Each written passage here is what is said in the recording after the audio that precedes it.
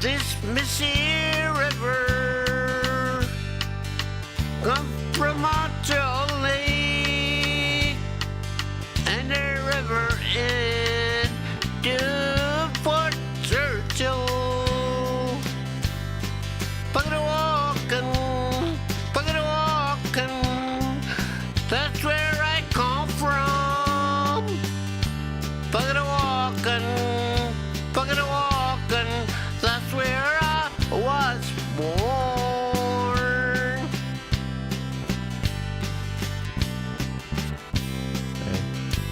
Puggadawalkin, that's where I come from. I'm gonna need like a few minutes just to finish something and then we're good. You hate everything that is not 8 feet? Good.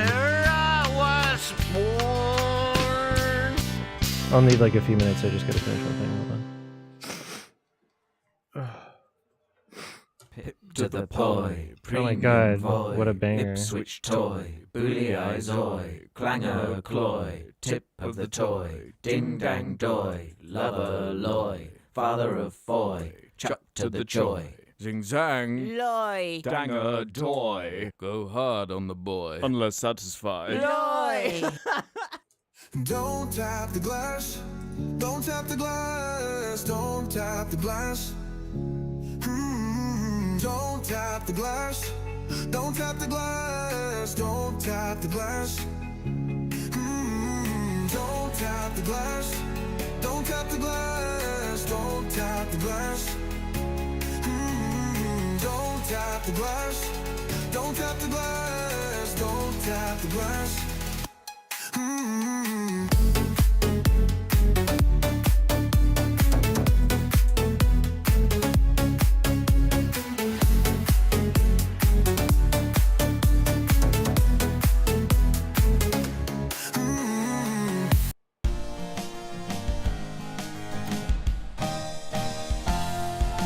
Fuck you, ANC.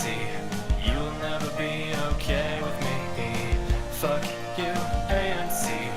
You'll never be okay with me. Fuck you, ANC. You'll never be okay with me. Fuck you, ANC. You'll never be okay with me. Fuck you, ANC. You'll never be okay with me. Fuck you, ANC. You'll never be okay with me. Fuck you, ANC. You'll never be okay with me. Fuck you, ANC. You'll never be okay with me.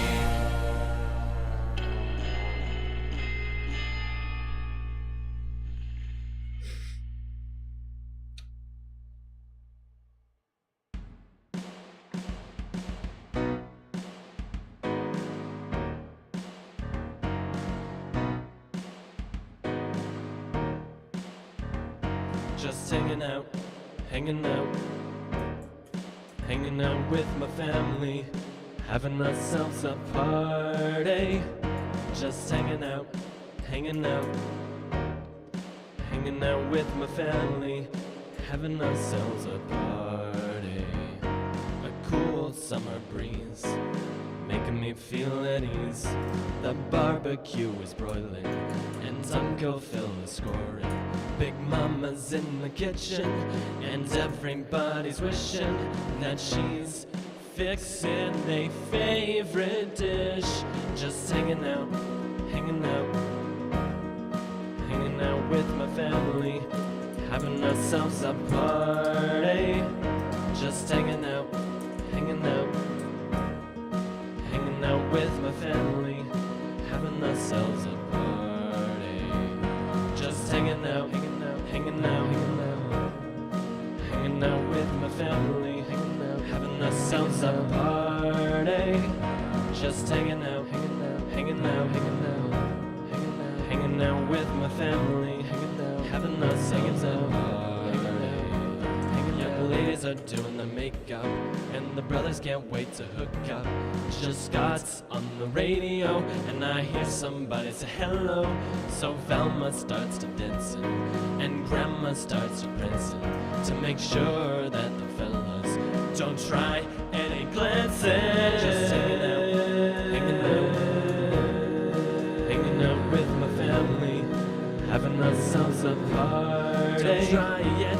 hanging out with my family, having ourselves a party. Don't try any just hanging out with my family, having ourselves a party. Don't try any just hanging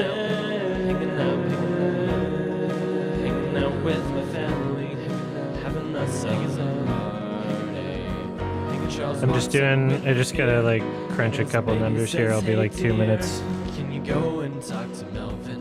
He's making out. Melvin. Here. So little Susan hears the music, then she starts to groove it, and all the fellas jump out to see how she is moving. Just hanging out with my family, having ourselves a party. Just hanging out with my family, having ourselves a party. Don't try any, just hanging out with my family, having ourselves a party. Don't try any, just hanging out with my family, having ourselves a party. Don't try any glancing. Quit glancing at your family. That's your family. Stop glancing at them. Stop glancing. That's your family. What are you doing? Don't try any glancing. That's your family. What are you doing? I don't get it. I really don't get it. Why are you glancing? Stop glancing at them. Stop glancing. What'd I say? What'd I say? Stop it. Stop. Stop. That's not a bad song for just me recording it by myself at early 20s or whatever. Yeah, that was Birdemic too. I won the song contest, and then they said I would be on an album, and then they never made the album. They just never followed up, even though I won.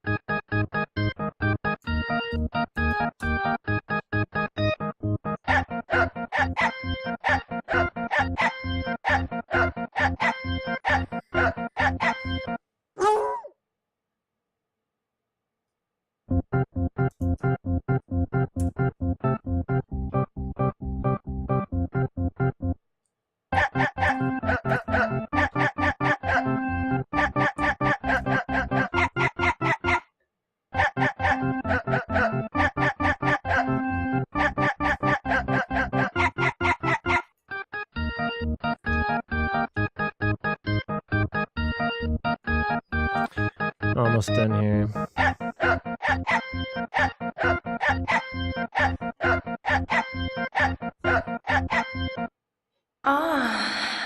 What a weird thing to put in your song.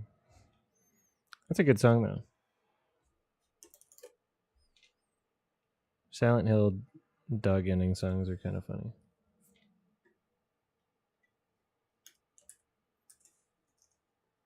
He stood unshaken. Oh no.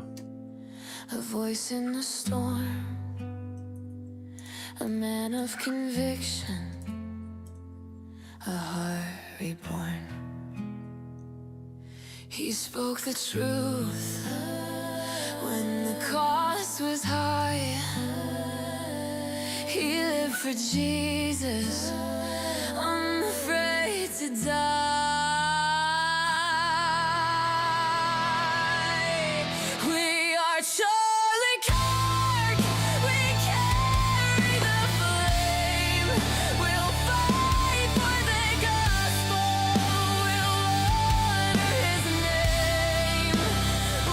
Yeah. Charlie Kirk, his courage our own. Together unbroken, we'll make it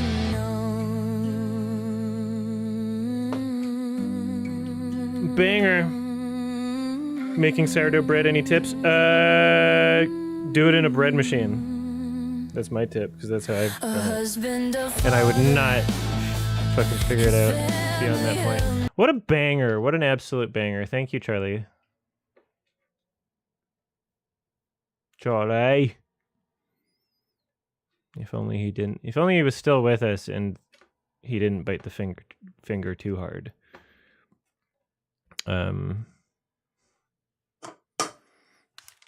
How's everybody? Oh yeah, is my thing on? The text to speech? Yeah, it is. Okay, good. All right, I think I'm gonna try doing some quickie review things. I was planning on doing this fucking. Oops. I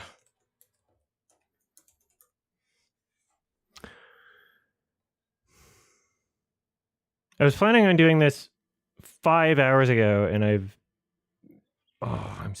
I'm actually like pissed. I'm actually pissed from the things that I've had to deal with today that are just like not things that I should be dealing with at all. It's actually fucking fascinating, just like how much of my life is spent dealing with shitty people, causing me to deal with them when I shouldn't have to. And for some reason, I'm just a magnet for this. And I don't understand why. And trust me, I've definitely contemplated the whole like, oh, what if I'm just an asshole and it seems like everyone else is an asshole sort of thing. I've definitely contemplated that, but it wouldn't make any sense. Right? When things get legal, it's on my side. Things, yeah. It's so fucking frustrating and annoying. Ugh. I can't give any details, unfortunately. But if I did, it would be yet another like, what the fuck? Why are people so shitty? And I just don't understand how I keep running into these people. Well, I mean, I understand why. It's because a lot of these people, it's out of necessity. Because like you can't like exist in a society without like the red tape. A lot of people you don't choose to be around, you don't choose to interact with. So yeah, I was I'm so pissed. There's like shit that should have been resolved like 2 months ago that I'm like now having to like escalate to like a legal thing, which I'm like very not happy about, and just had to type up like a fucking gigantic email, which is like not what I want to do, especially with my fucking tendon issues.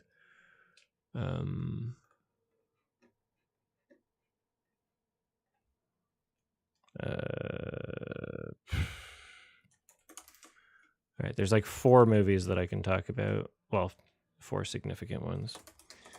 I don't even know if I want to give one of them like attention. We'll see. I mean, you could probably guess which one just based on me saying that. All right, what was the other one? Oh yeah.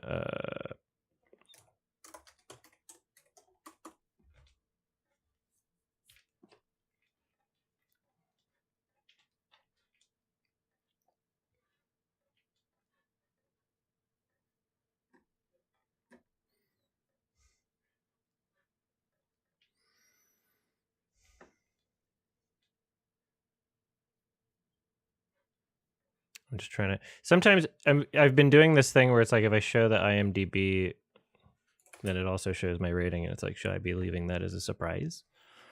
Well, let's talk about.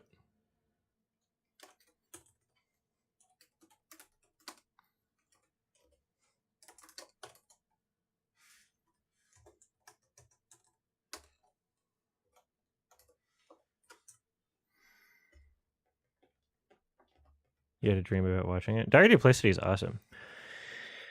Shit, yeah, should I talk about that? I don't see why not. Maybe I should talk about that as well. We'll see how much energy I have. I was planning on doing this earlier in the day when I had more energy. But I had to use my fucking limited energy to deal with bullshit that I didn't like, that I shouldn't have to deal with. Like, legally should not have to deal with. Like, I want every bad person to disappear. That's my one wish, Willow. And then just watch the entire universe disappear. It's just, I wish for world peace. Cut to like the end of fucking. I guess it would be a spoiler. Just cut to like everybody fucking dead. Just cut to like dead bodies throughout the entire globe. Just humans.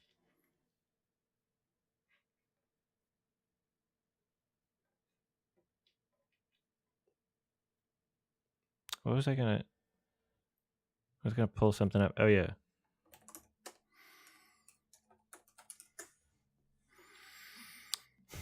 How do I deal with covering dire duplicity? I guess I should do it. I guess I should.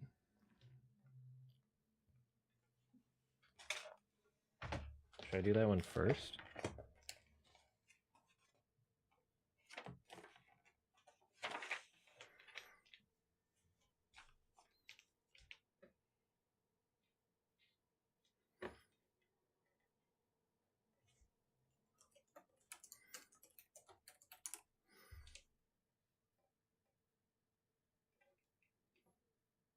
Okay.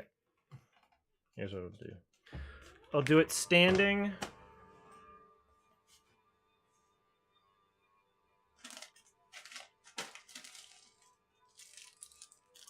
Oh, look, a Reese's Nougat bar. They don't have any of the good ones in Canada. This was like the best different Reese's that they had, and it's just like, it's still not that satisfying. Mm.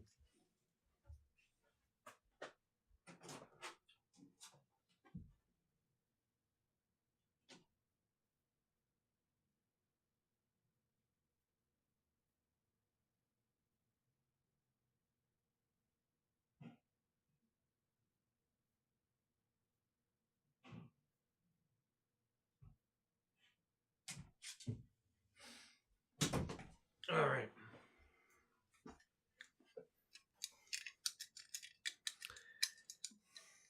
Hair looking woker, yeah.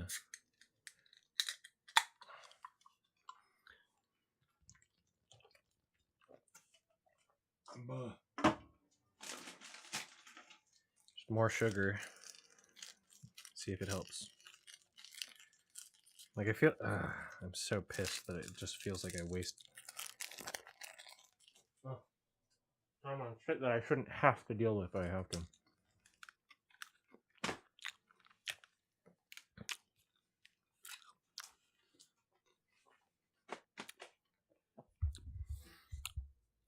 Mm. All right, we're doing some quickie type stuff. First off, dire duplicity.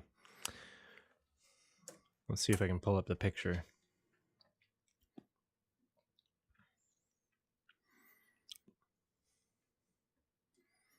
Here we go.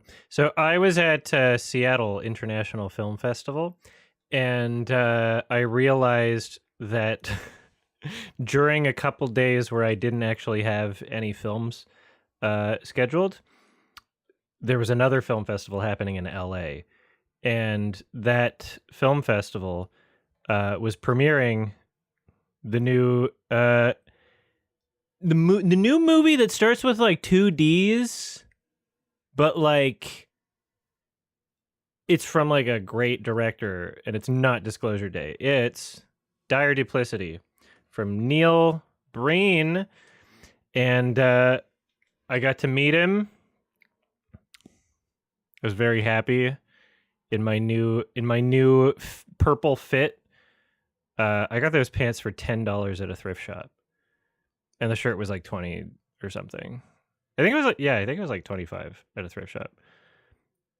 But Anyway, yeah, no, he was just like hanging out, uh, hanging out before the movie, looking like he wanted someone to go up and say hi, and so I did. And the photo was taken by internet comment etiquette Eric, who requested that I make a pose as if I won the lottery, which was a good idea because this picture came out of it. I think this is a great photo.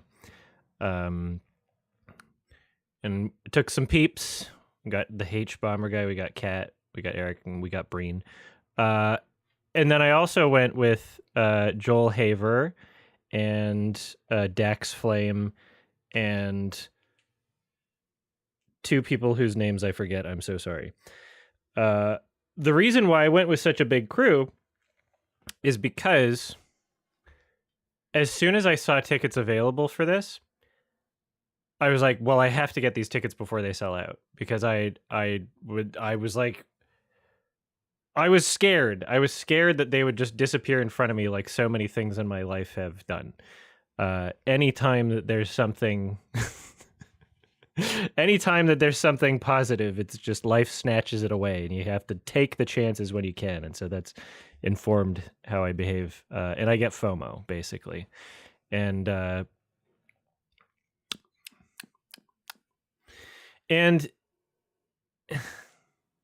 don't know. And so before even knowing if I could fly there or what my flight schedule would be or what the hell I was doing, I immediately bought 4 tickets for each showing because I didn't know if I was like, oh, well, I'm going to fly in and not be able to make the first showing and then I can only make the second. And I figured worst case scenario, I can give the tickets away or like sell them or whatever and just be like, you know, it wouldn't be a big deal if I bought too many tickets. It would be a big deal if I didn't buy enough tickets and I didn't know who I was going to see it with or which show I was going to see. Wound up scheduling my flight, wound up figuring out who I was crashing with, et cetera, et cetera. And then when Joel was asking me which showing I was going to see, I realized, wait a minute. I have tickets for both showings. I could watch 2 of the same Neil Breen movie in a row. And then I realized that I would regret not doing it if I didn't. And so I did it. And nobody else wanted to do that with me. So I brought a bunch of people per screening because no one else was brave enough to watch the same Neil Breen film twice in a row in a theater. And I met Neil Breen and he signed my notebook. He says, Adam, enjoy Dire Duplicity. And I did. I did enjoy Dire Duplicity. I loved Dire Duplicity. And I also loved watching it a second time. I didn't do it just for fucking cred. I didn't do it just to be able to say that I did. I did it because I genuinely wanted a unique experience. And even though his films are already very much unique experiences, I figured, well, I'm going to have the most unique experience. And also, I knew that I would be seeing it a second time in theaters anyway, which I do with every Neil Breen film that's ever been available to me in a theater. The last one that came out, I flew to fucking Ontario to watch it because I didn't know if I'd be able to see it in Vancouver. And then when it got listed for Vancouver show times, I saw it a second time.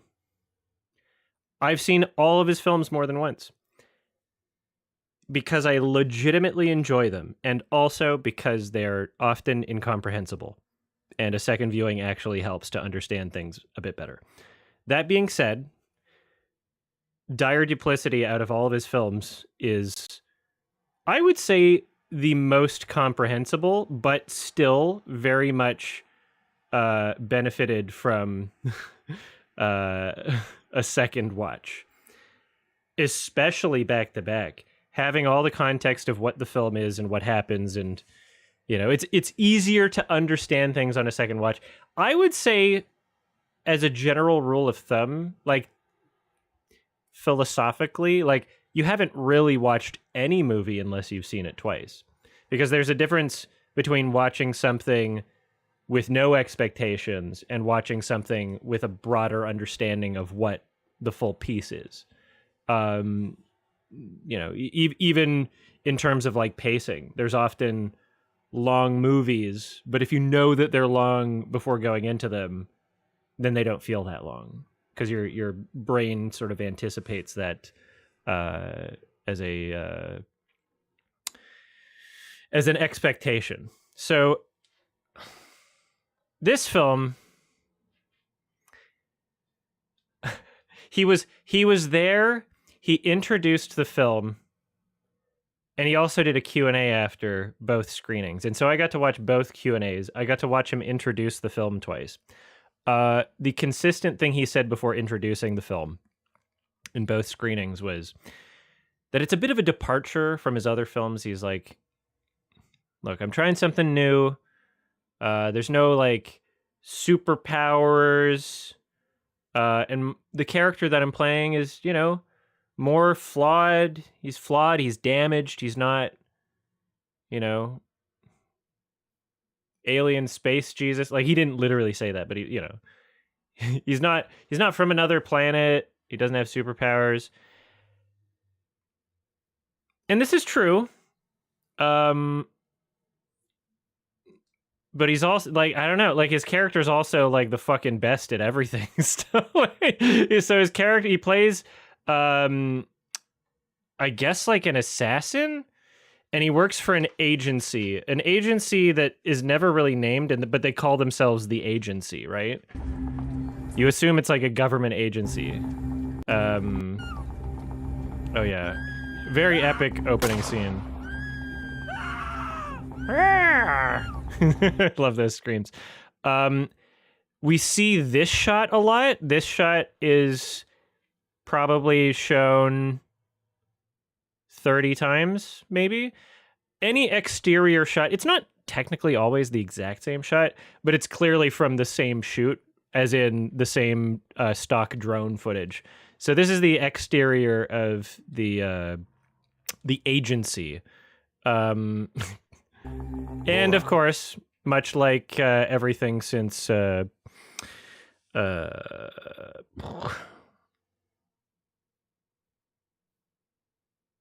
Twisted Pair, much of it is filmed on the University of Nevada campus. I guess so everybody was talking about his last film, Cade the Tortured Crossing, which used a lot of some would call it green screen. And,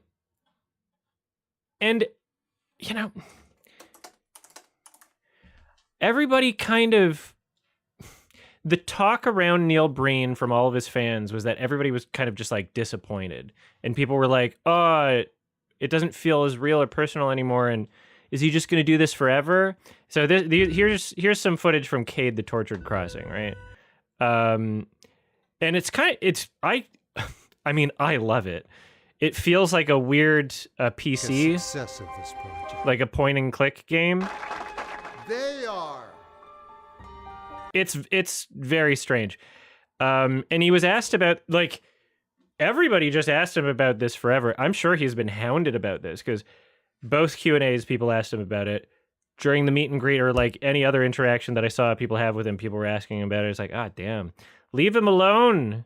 Leave Breeny alone.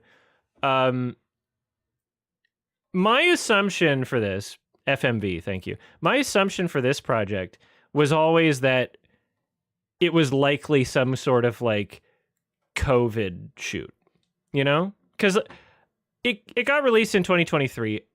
He doesn't, he doesn't release movies so frequently. He could have filmed the entire thing, maybe in like 2021. And then, it might have just taken a while to edit. My assumption was that with that film sticking out like a sore thumb in that way, that it was some sort of unique, like, okay, they filmed it during COVID or something. Otherwise, you can see, his previous feature before that, narrative feature, was Twisted Pair in 2018. And even though he released a at-home documentary in 2020 that he filmed by himself just using existing footage, that's kind of a COVID project. Although I think he was planning it even before that point. But anyway, so my assumption was like, okay, yeah, released in 2023, but he always like scouts film festivals. Like, I don't know what his production timeline is like, which is funny because I did watch the whole 5.5 hour long documentary and learned nothing because he doesn't really reveal much. Every top questions to never ask Neil Breen because you won't get an answer. What are your inspirations? What are some of your favorite movies? Who's your favorite director? He will never answer any of those questions. He will never answer any of those. People ask them that all the time. I went to both Q&As. I've seen him talk in the documentary he made. He's never going to reveal that information. It's too precious. It's too secretive, right? He'd have to kill you. Anyway, my expectation was never... I didn't look at this and think, oh, he's gone forever. And honestly, if he continued doing it this way, I wouldn't even have been that upset because there's some good stuff. There's some good stuff in this. But I do love that he has done what many would call a return to form. Oh my goodness, I forgot about this shit. Oh my God. We've taken in 6 new patients this week. See, this is still a great film. Anyway, Dire Duplicity. University of Nevada is used for much of the location. The agency is University of Nevada, the campus, and obviously at night only because there's no students there at night. Oh my God, this scene's so good. This scene's incredible. You got to watch this.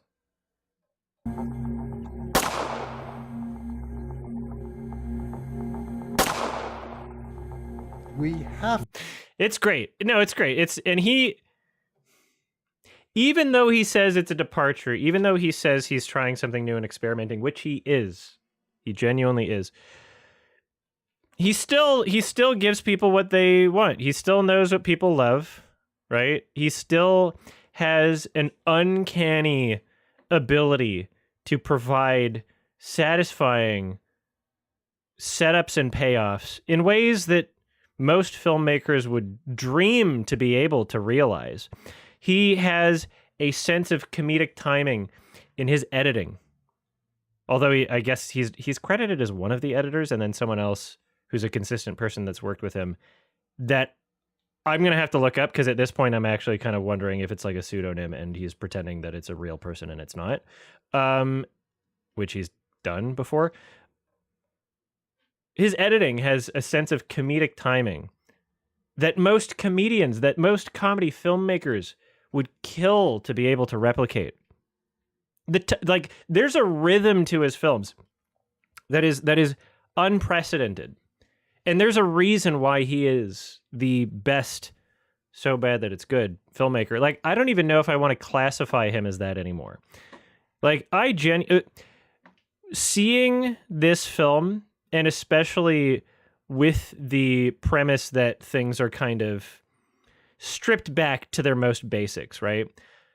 A lot of what people laugh at, a lot of what people cheer at, a lot of what people enjoy in Neil Breen films are the more obvious, like, observational characteristics, like, ooh, that clip of Cade where he's like fucking like this shit, like, oh, and he's got superpowers, and there's like 6 of him, and he's like fighting, and it all looks great.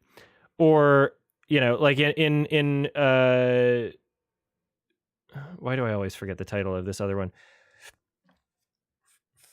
Twisted Pair, when he jumps up on the balcony at the University of Nevada campus, or flies away and the buildings explode, like all of the action elements, generally that's what people talk about or react to or remember about a Neil Breen film. So seeing this stripped down to its most basic elements actually provides a sense of reaffirmation that Neil Breen doesn't really need to rely on those things.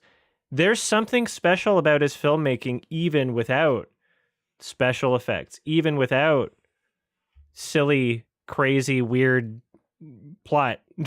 Even without premises involving supernatural crazy shit.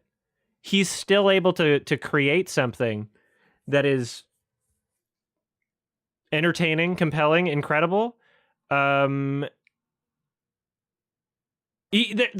something so special here. And watching it in this way, especially watching it twice, helps to make one understand what makes him special. Something as simple as cutting to him opening a car door in his garage. And then the scene cutting away. And then the scene cutting away to a different location. Both screenings, it elicited a sense of... It elicited laughter from the audience in both screenings. Get ready for your next hit. It just cuts to this garage. Your hour. And he's like, opens the door and like closes it. And then it like cuts away. Best weapon. The timing of it is just unmatched. He well, whether or not he understands it is debatable. But there's a part of him. There's a part of him in his true expression and what he communicates, what he expresses through his art, that is able to consistently deliver on that front.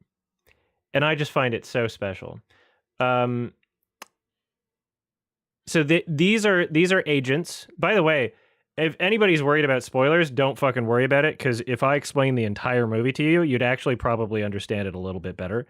And I don't think you can spoil a Neil Breen film. There's like one part that's so funny that I'll probably not mention because it's best as a surprise. But yeah, no, I won't say some of the shocking beats, I guess. Oh,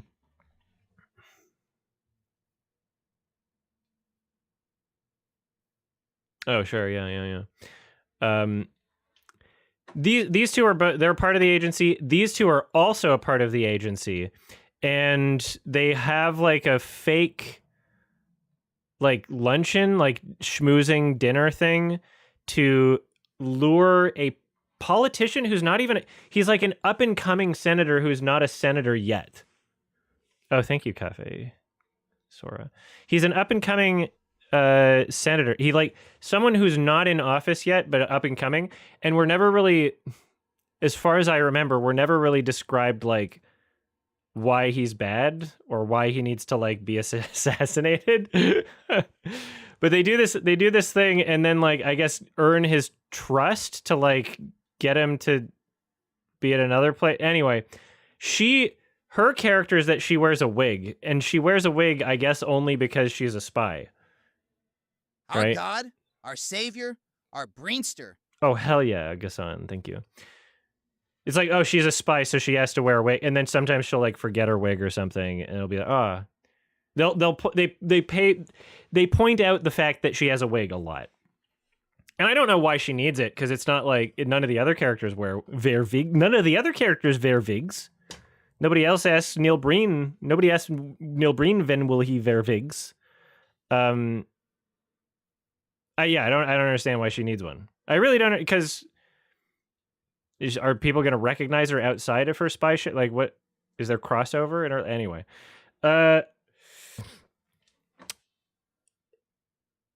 and so Neil Breen is also a painter in this film. Oh yeah, the introduction there's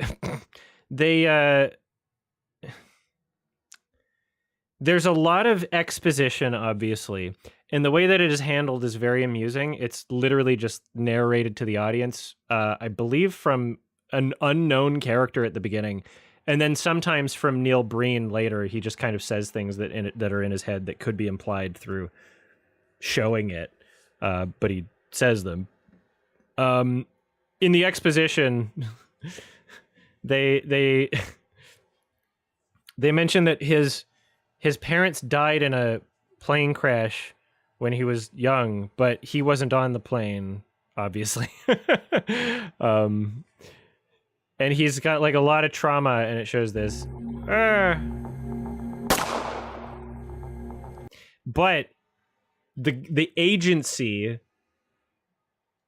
even though they recognize that he's disturbed and that he's like getting over, like he had a pill addiction, that they kind of like reference that he had a pill addiction, but I guess he's just like over it by the time the movie starts. They like show one shot of it, and then it's never mentioned to or it's never mentioned or alluded to ever again after that point.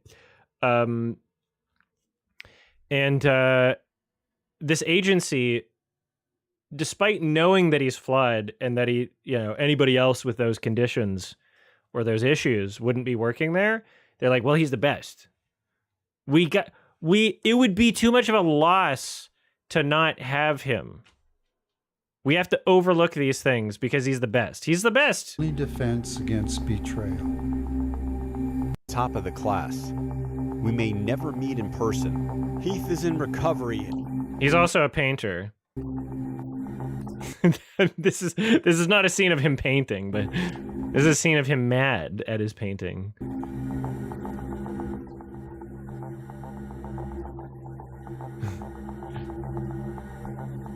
Ah. Fierce. And then, him just being the lead, is I think the strongest aspect for any one of his films. He's moved from laptops to canvases. I don't know if this is like in this. I feel, is there not another trailer, or is there something? Let's see. Because there was a shot in the movie that I swear was also in the trailer, but we'll see. I thought it was. Maybe I just keep missing it. There was a shot in the movie where he does like abuse, not laptops, but oh, here we go. Yeah, it is in the trailer. We at the agency.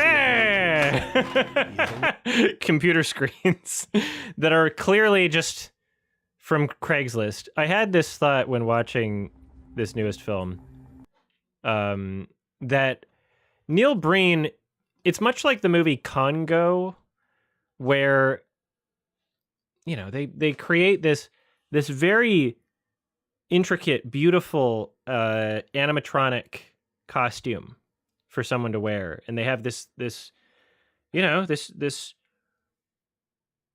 cool half puppet, half costume monkey ape thing, and they spent money on that, and they want to show it off, right? They want to show it off for the entire film. And much like that, whenever Neil Breen buys broken electronics for parts off of Craigslist, he also wants to show those off.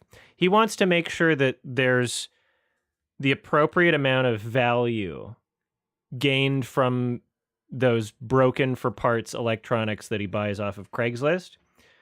And they're going to get a lot of screen time. These screens that don't turn on, they're prominent not only for Neil Breen's character in this scene, but there's also like a Twitch streamer character. There's a Twitch streamer character. And she like surrounds herself. She's like in a setup where there's like 4 clearly not plugged into anything and not turned on monitors. One's like behind her. I still don't remember why she needed to, like what purpose she served in the movie or whatever. But anyway, she's not a huge character.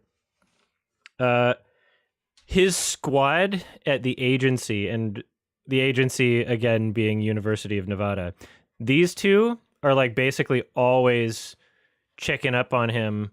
But the way that they do that through their electronics is they have broken for parts old ancient model iPads that don't turn on.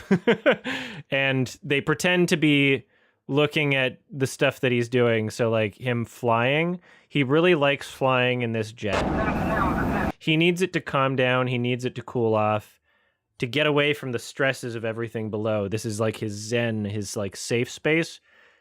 remember that when you watch it, because like there's some weird stuff where it almost seems like that wouldn't be the case. But anyway, while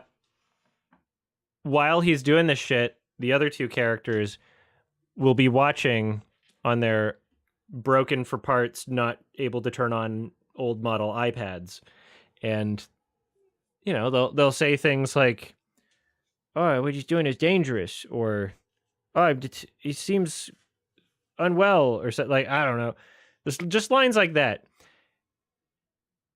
And at this agency, there doesn't seem to be any office space. Like, no one has a desk. Everyone's kind of just like what looks like a waiting room. In what looks like a waiting room with no desks and just chairs. Just chairs. And they're like, wow. Or they'll be like standing next to an elevator. But that's the agency. And then you can always tell it's night. Right? You can always tell it's night at the agency. And Neil Breen will be flying around in the daytime simultaneously, and it's, he's supposed to be in the same country. Pretty sure. Pow pow. We at the agency have learned to accept it. He is alone. No more screens. And yeah, no, it's a genuinely beautiful film with twists and turns. I was not bored once. I thoroughly enjoyed watching it a second time. I got everything I wanted to out of it and more. A lot of recurring locations, some recurring shots even. I'm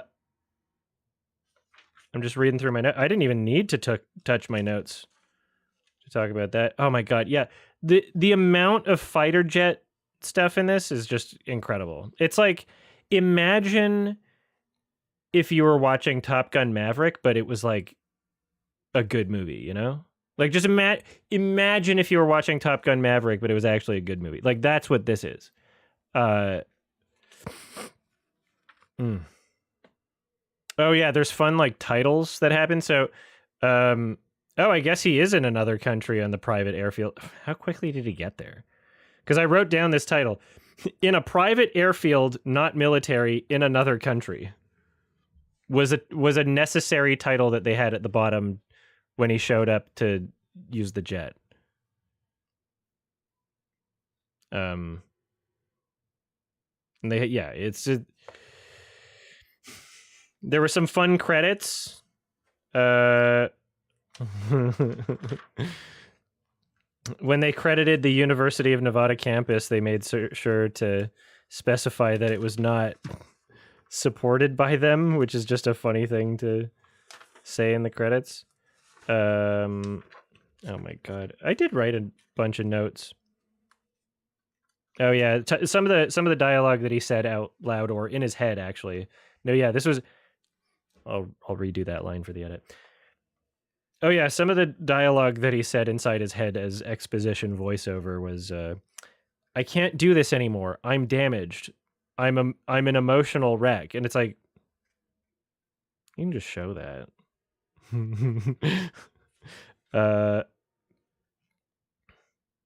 We've received word that there is a double agent at the agency. Like, that's a line that was voiceover just on top of like an expository, just on top of like the drone footage shot here. Like that, we just cut back to exterior of the agency. And then we just hear that line and it's like, oh, okay, well, thanks for the plot. Ooh. Some incredible stuff that you'll have to see on your own. I will not spoil, actually. Some great stuff about a character named Bob Lawrence. And when the action happens in this film, like, it's satisfying. There's very, very satisfying payoffs.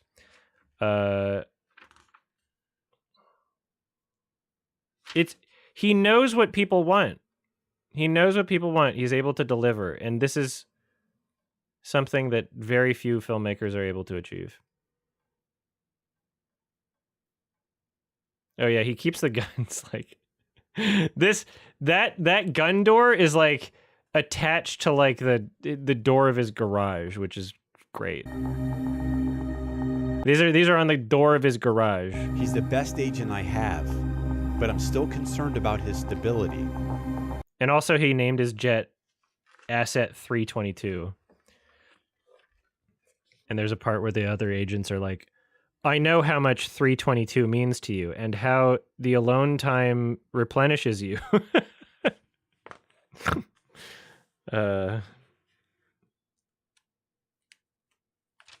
They do spell things out like really clearly, but then it still becomes like kind of incomprehensible near the end of it. Oh my god, there's horsies in the film.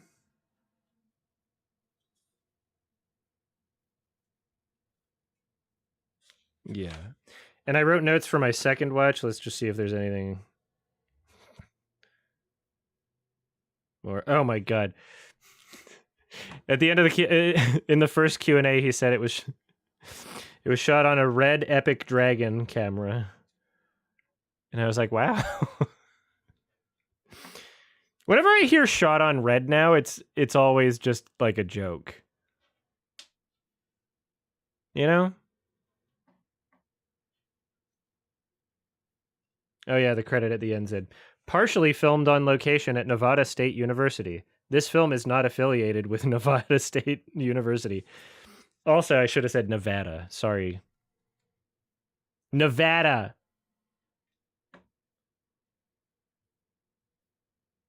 Shot in 17 days, 24 days in post.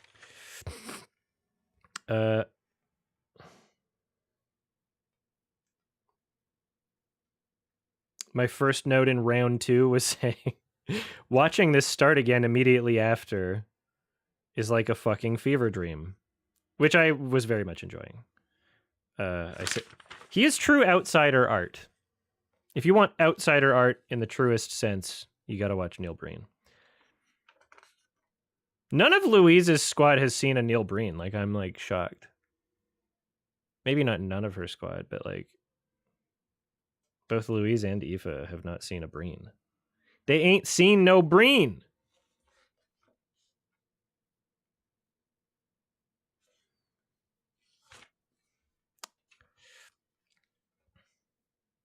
Yeah, no, I'm glad that from a second watch I was able to like understand the film better. I got way more out of a second watch than I would have from any fucking Marvel movie. Unironically, way more out of a second watch from this than I would have gotten from like most movies in theaters right now. Possibly any. I got more out of my second watch on this film than I did from Obsession. And I loved Obsession. Like it sounds like I'm joking, and in many ways I am, but I'm also not. Things can be both true and untrue simultaneously.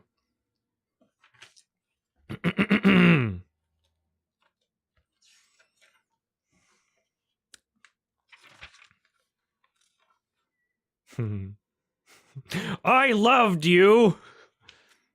That's a great part, but I'm not going to spoil anything. Here's another thing that makes Neil Breen's films kind of crazy. He, on paper, has a lot of like very dark and disturbing concepts within his films.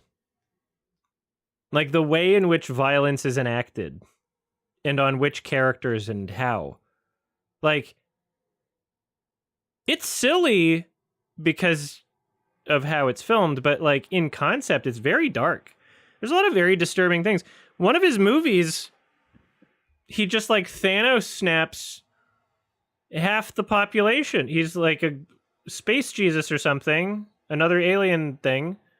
And he's like, humans suck. And it treats it seriously. It's kind of morbid. And I think it like he enjoys communicating very dark and disturbing concepts.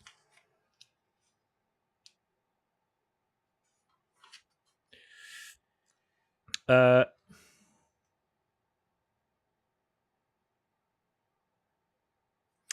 yeah, so the DP.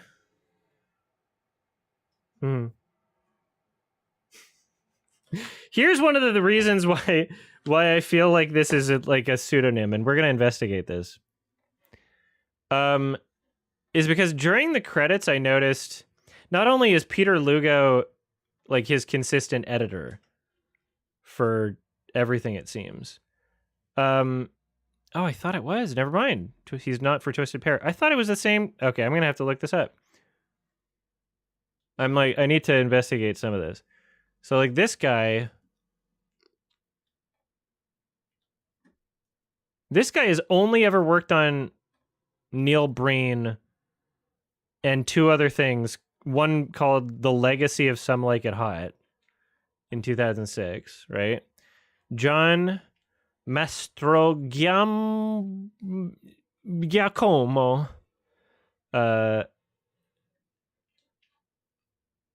So cameraman, camera operator, and editor. So he's like squad. He's part of the squad. But in this latest film,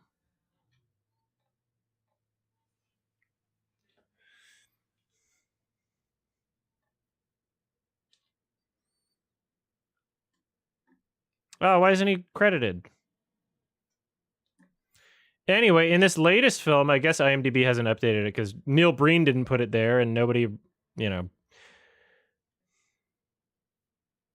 like recorded the credits, which you shouldn't. Don't do that to Neil Breen. But at least it listed Peter Lugo, and it said director of photography Peter Lugo, and then it also said cinematographer Neil Breen, which was kind of fun. And I'm pretty sure it said editor Peter Lugo, but I don't know. Anyway, so thank you so much. Thank you so much, LA Film Fest.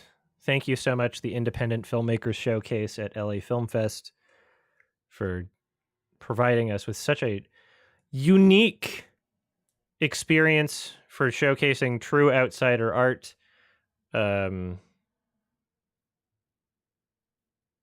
Yeah.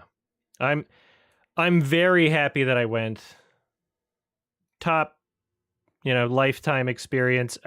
Meeting Neil Breen was on my bucket list anyway. So, very, very happy. And I'm giving this one a 10 out of 10. Bam. Ladies and gentlemen, it's a 10. It's a fucking 10. All right. And I've seen it twice. So my rating's the only real one. What a nice photo. I like the name Kansas Bowling. Sorry.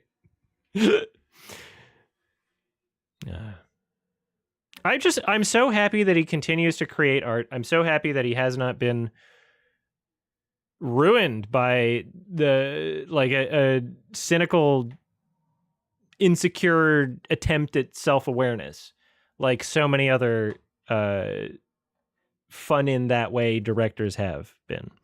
James Wynn tries to be in on the joke. Ruined it. Not funny, right? He fails at being funny by trying to pretend like he's in on the joke for Birdemic 2. Nobody wants to see that. We want to see you. We want to see something sincere, right? Same with Tommy Wiseau. Pretended he was in on the joke. Failed ever since The Room. The Room was something sincere. Everything beyond that point was not. Neil Breen is the only one who continues to make sincere art. He continues to make art that you can tell he loves and is the way it is because he wants it to be. He's not making it for anybody else. You know, I'm sure maybe there's like aspects or elements of his films that, you know, have some awareness of the audience in mind. But at the end of the day, he's making shit that he likes. He's making shit that he wants to see. And that is so, so important, especially now that we're in this conversation of like, you know, what is art? What is personal art? What is AI art? You know, like this is something that comes from his soul. It's something that comes from him. And it's authenticity that matters more than anything else. It matters more than your budget. It matters more than your acting skills or your directing skills or anything. Authenticity is always what matters most. And he's one of the most authentic directors of all time. We love you, Neil. Mwah. Neil Breen will have the best film of the year that starts with 2 Ds. So watch out, Spielberg. All right. We're also going to talk about oh, God. Power Ballad from director John Carney. And he made Sing Street, which I thought was decent. He made Begin Again, which I didn't care about. He made Once, which I really, really enjoy, but is not like an amazing movie or whatever. But like the soundtrack's incredible, and I've been following freaking what's his name? Fuck, why am I sucking at names right now?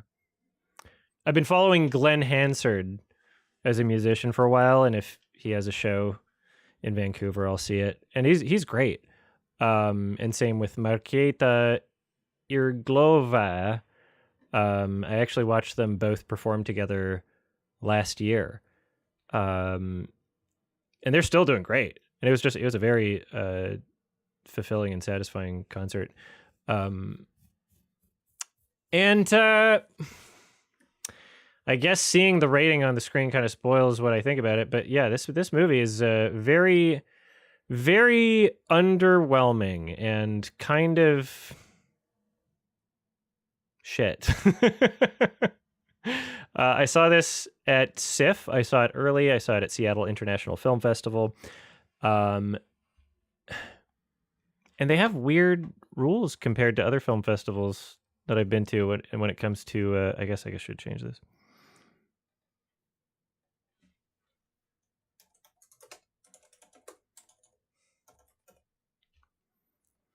And they have weird rules when it comes to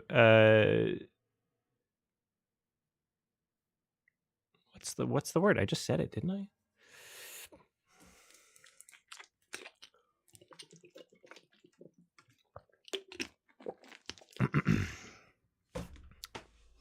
Embargoes.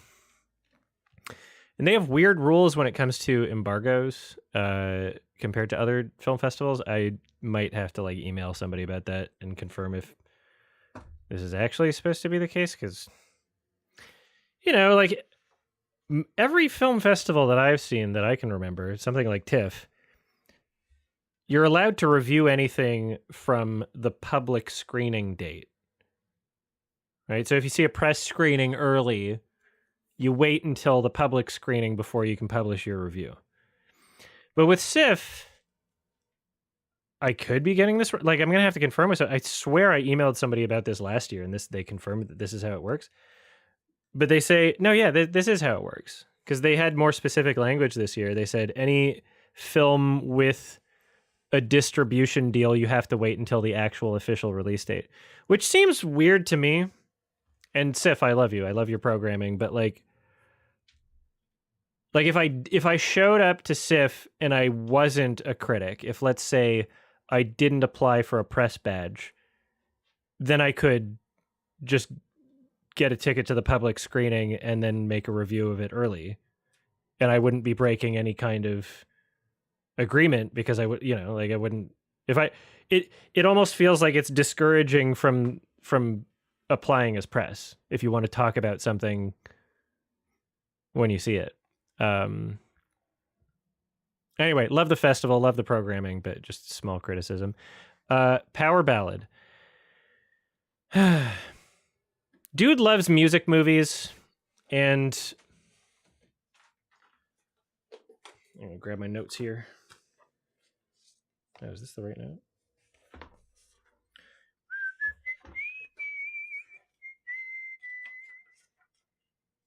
Oh, okay. It's the other one.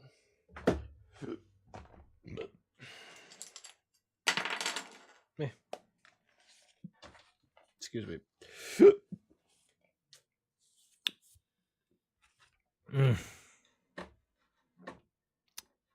Mr. Carney loves music movies, and I'm just going to take a wild guess and assume that it's Paul Rudd actually singing in this, and the reason why my assumption is that is because whenever he's singing, it sounds very auto-tuney.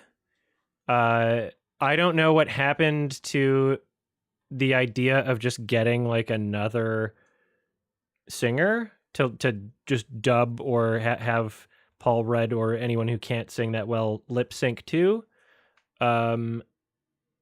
That's worked incredibly well for like an entire generation. In fact, the golden era, the Disney Renaissance, you know, and other plenty of films. And now we have this habit of bro's actually singing.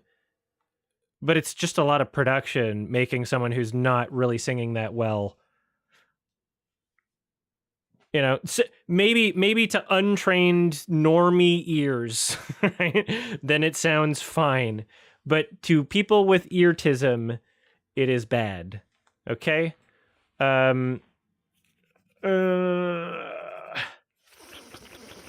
Excuse me. Let's see if I can find... So at this point, I'm assuming with the actual release date, the song's probably out.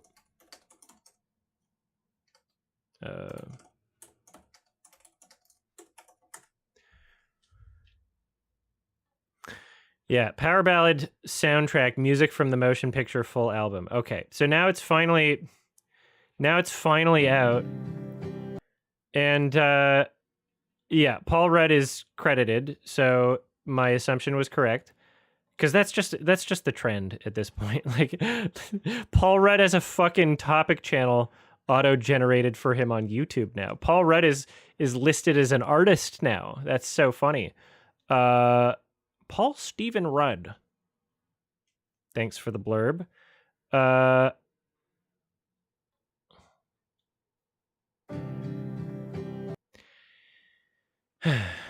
And so the concept of this film, it's in the trailer. Dude's a washed-up musician. You know, Paul Rudd. He's in Ireland. He moved there, but he's American or whatever, and he just to live with his family. And he loves his wife and he loves his daughter. But he does like wedding shows because nobody wanted to hear his original music or whatever. And then one day, Nick Jonas's character comes along, who's already an established, successful musician, and I guess, yeah, they play like a little thing together because Nick Jonas happens to be a part of the crew of someone getting married, and then they wind up hanging out and hitting it off and staying up and drinking and writing some shit together, basically. And Paul Rudd's character is like, oh, what do you think of this song I've been working on? Meaning you are not. Right? And Paul Rudd goes like, how do I write a song about you? He's like, that's pretty cool. And then later, Paul Rudd finds out, oh shit, bro stole my song, which conceptually, you know, nothing special. It all depends on what you do from that point, and it all depends on the presentation. It all depends on the dynamics and the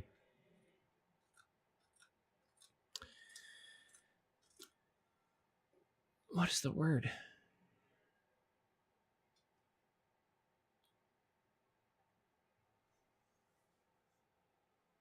Chemistry that these characters may or may not have with each other. And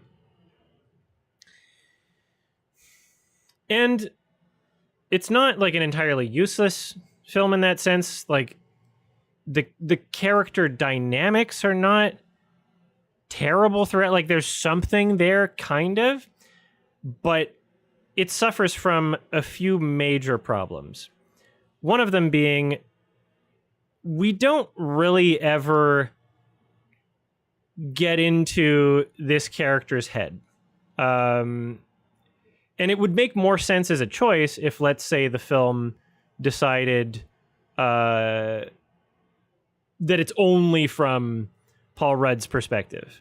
So if the film decided, oh, we're following Paul Rudd, and then one day, without any information that Paul Rudd didn't get, he discovers, what the heck? You stole my song. That would be great. That would be an acceptable way to do that.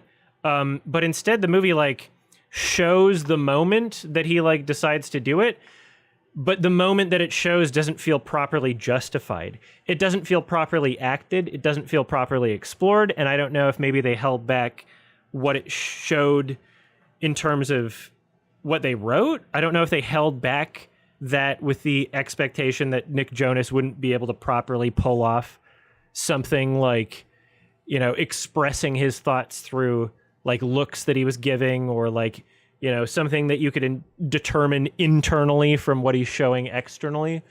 It just wasn't communicated. They just avoided doing that, which was kind of frustrating. They pretended they were doing it. They like hinted at doing it. They provided like a minor amount of justification, but it didn't really feel like it's something that he would do. And we never really felt any sense of like, you know, does he like regret doing it? Did he know that what he was doing was wrong and he like felt bad about it in the moment, but he like had to? And like, we don't get that information, and that information would be very interesting. And again, the other way to do it would be not give us that information, but then only show Paul Rudd's perspective. And then we would only be learning what Paul Rudd learns. That would be cool. But instead it tries to have it both ways, and it doesn't really fulfill it in either sense. The other major problem with this film is that the song fucking sucks. And even though it's written as a hit that would be popular in this current year, even though there's a lot of shitty songs that make it big, this one's like 20 years late. The song that this is presenting as like a 2026 hit song that's like taken over the world is one that might have been a hit like 20 years ago, but it's just like, it's not. Like, the tone of it is just so like, it's so cheesy by today's standards. Sure, there's a lot of cheesy music out there, but like, it's so easy listening. It's so like, it's like way more grocery store music than like The Fray. But again, wouldn't be grocery store music from today. It only if it were a classic from like 20 years ago or something. Oh, don't you how to write a song, right?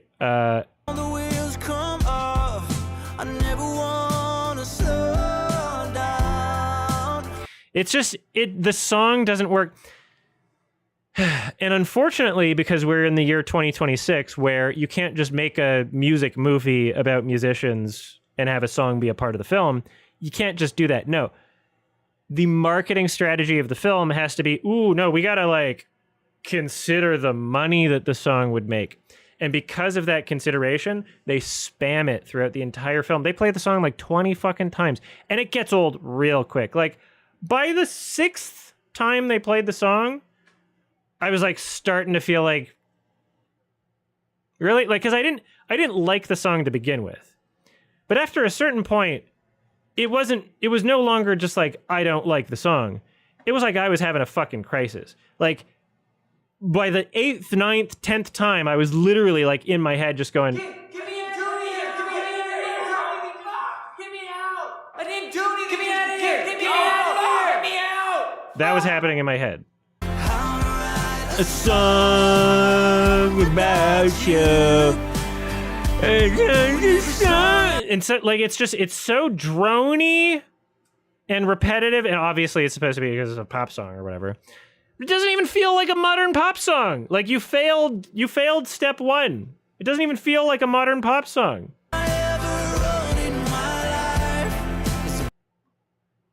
Alex Warren has a huge hit. I think the song could be a realistic success. Who the hell's Alex Warren? Yeah, it does kind of sound like Christian music, Jesus. Well, let's look up Alex Warren. Is this what hit am I supposed to be looking at? Where's the huge hit? 1 year ago, Ordinary.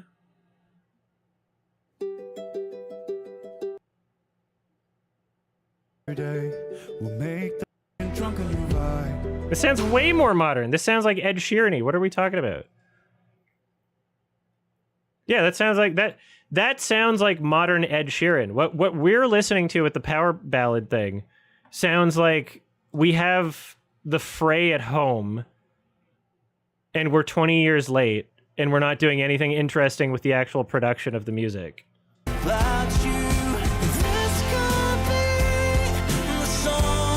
Like it sounds ancient. It sounds ancient.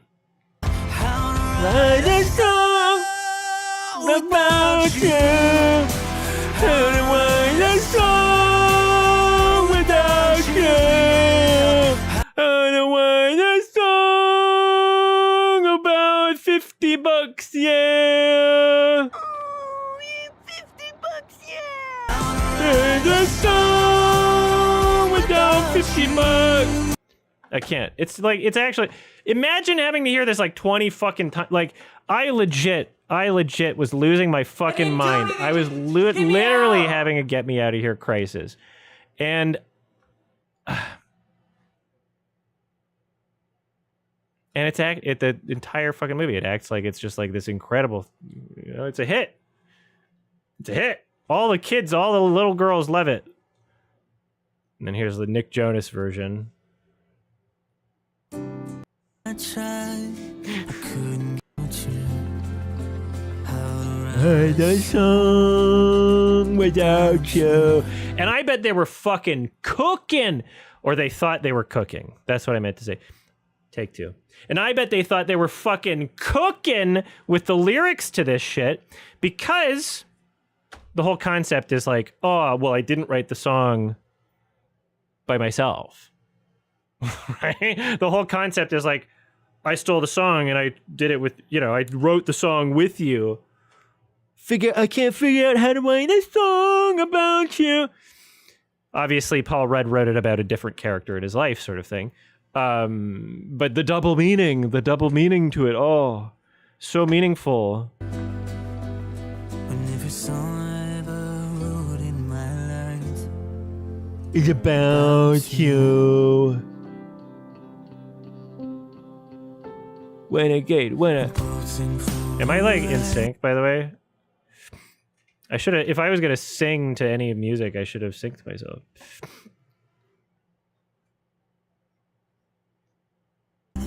So hold on to me tight.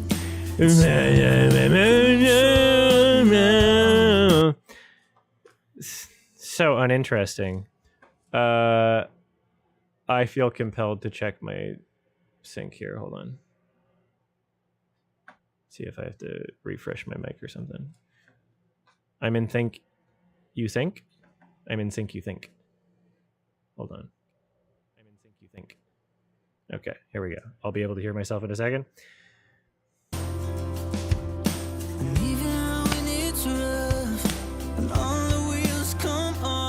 Damn it. I need to be able to like quickly stop it, actually.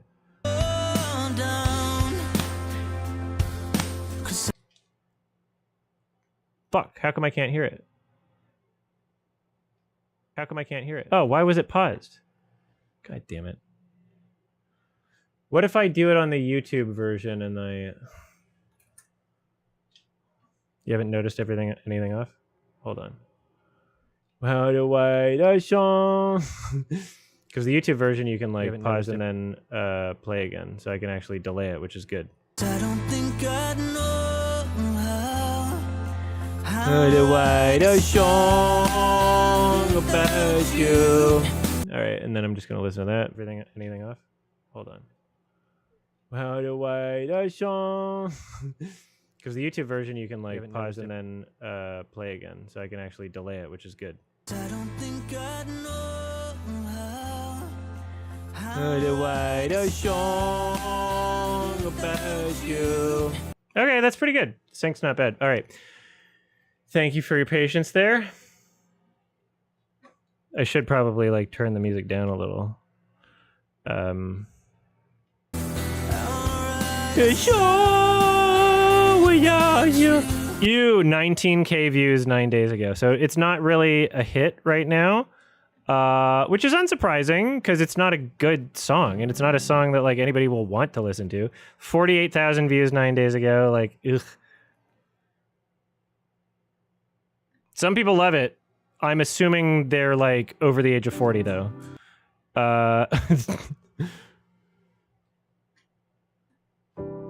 Whereas the soundtrack to Once was like incredible and still is. The soundtrack to the film Once. Gotta check that shit out. Oh my god. Glenn Hansard, the opening scene. Oh. Scratching at the surface now. And I'm trying hard to work it out. All right.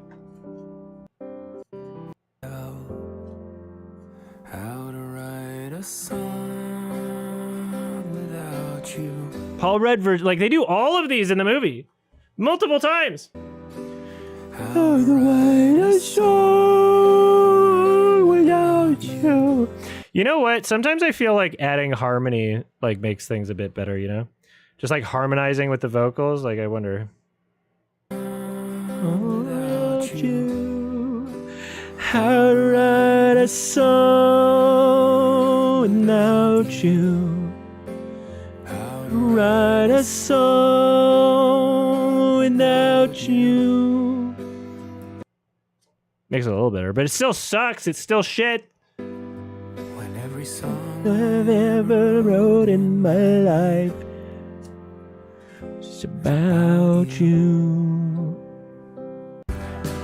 How to write a song without you. How to write a song.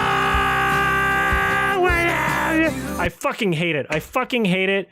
Get me out of here. I didn't do anything. Oh, fuck. Oh, fuck! That's right. Thank you. Okay. And the movie could have been interesting. It could have gone in an interesting direction. There's actually one moment near the end that I'm not going to spoil, I guess.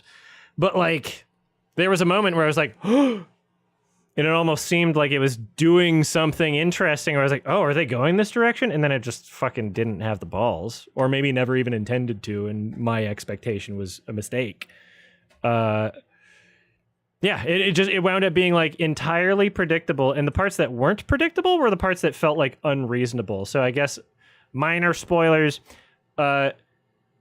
His family is like Paul Rudd's wife and daughter are like assholes to him, like out of nowhere, and are like bullying him over what has already been established as like a very sensitive issue for him, something that causes him great stress and insecurity. And they're just like fucking bullying him out of nowhere, like out of nowhere. It was like, what the hell happened to these characters? Just immediately for some like plot device thing to happen, you know. They had to have some drama, and then the thing happens, and it's like, okay, well, that felt unreasonable. And then, you know, you can tell where things are going, and fuck, like, I'm not going to spoil exactly what the ending is. It's predictable, but there's something that happens at the ending that's like a resolution of things. And I watched it thinking, wow, this could have had some emotional impact, but instead they played that fucking song over top. Like, they couldn't help themselves.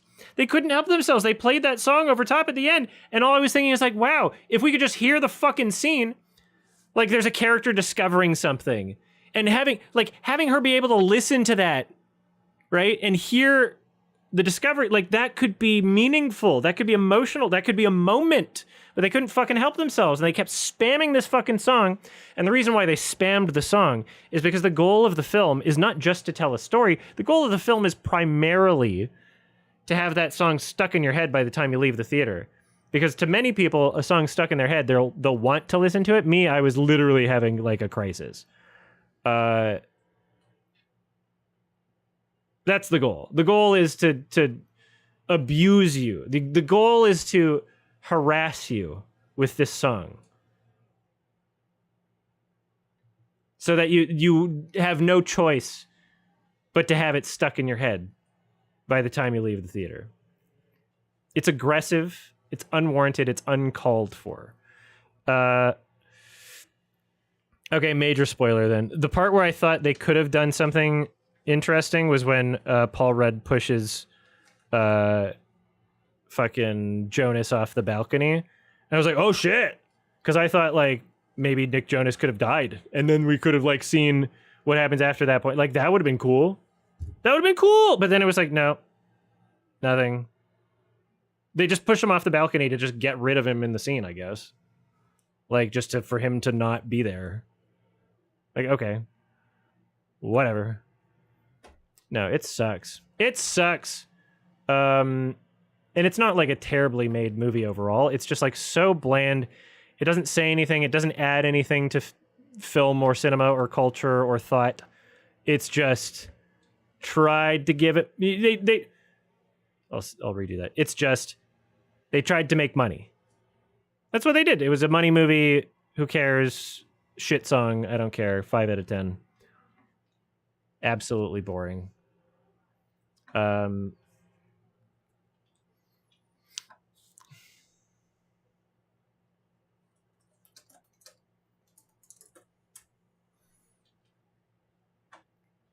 don't know why. I hate it. I hate it so much. Oh my god. Oops. Power ballad a booster.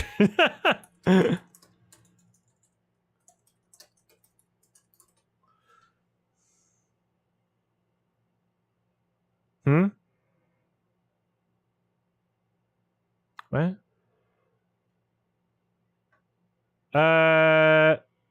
Pelican, I didn't retain enough information from Serpent Skin to be able to review it properly. It was definitely not for me. I would not give it a positive rating. I found it to be a difficult watch, largely incomprehensible. I guess that's my review. Like, I don't know. Should I slap my rating on it? Even though I'm friends with... Sure. Gotta keep my integrity. It might do a lot for other people. I don't think I was the demographic. I think that the things that I care about in a film are different things than the people who enjoyed this care about. So sorry, 3 out of 10. Sorry. Don't be mad at me. Louise produced the movie. But I'm keeping my integrity. Yeah.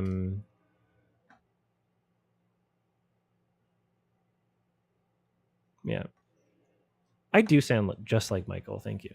So that was for Serpent Skin. I guess that's like a little tiny thing we can put in there. Well, I don't know. You might love it. Let me know. I'm not saying don't watch it. I'm just saying not what I... Not that this is just definitely not for me.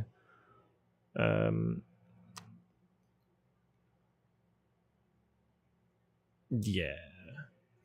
All right. I Love Boostos. The newest film from Boots Riley.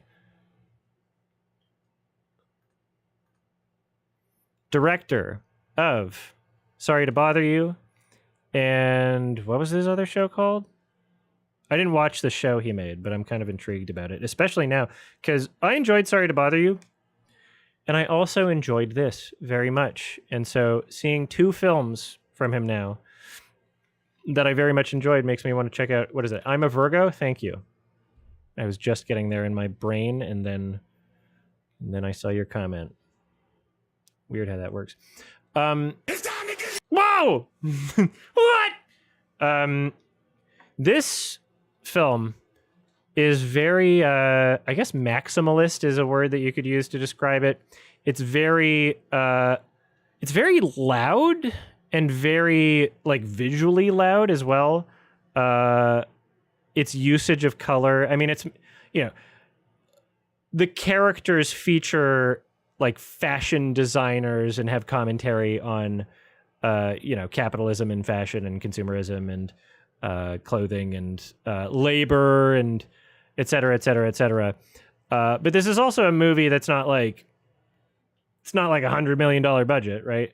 And so having these locations where some crazy fashion designer character played by Demi Moore,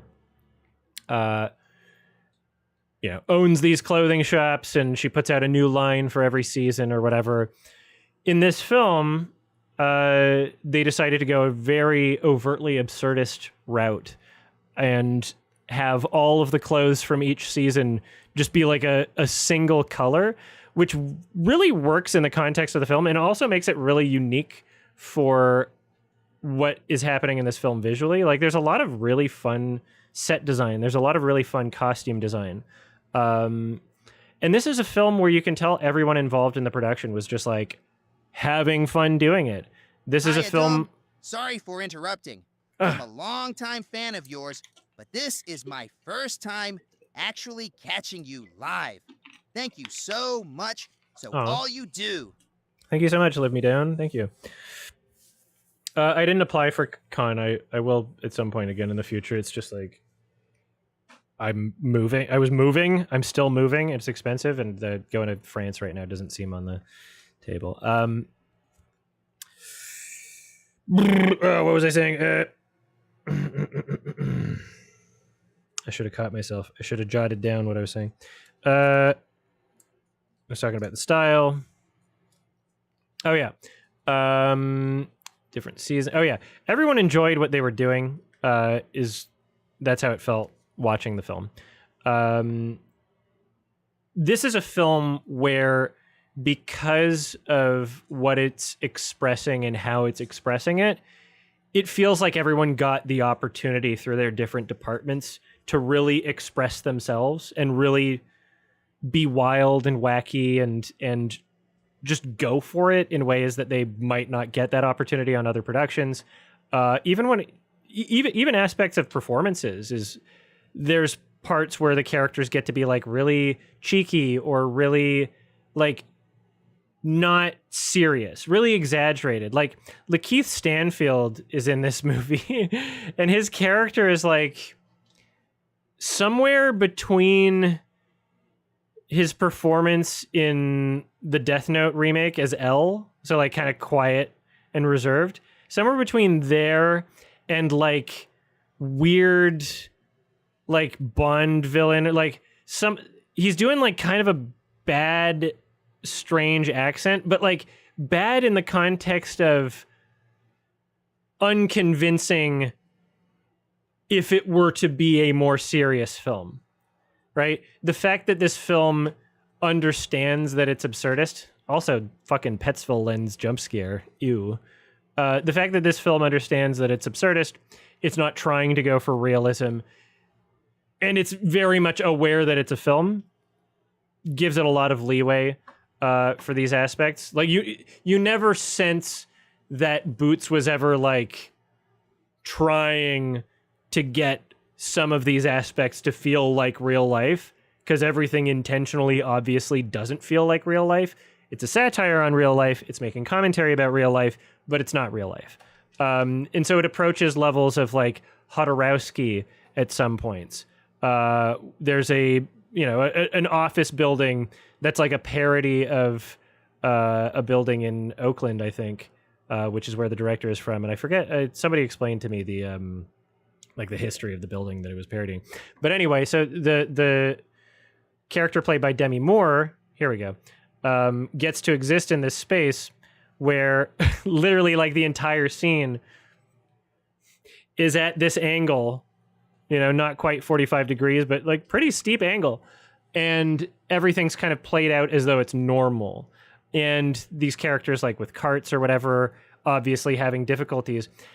But the film doesn't have anyone go like, why is the room slanted or anything like that? No, like this is just seen as a thing that exists in the universe that characters are just not going to acknowledge, and they're going to live around and interact with.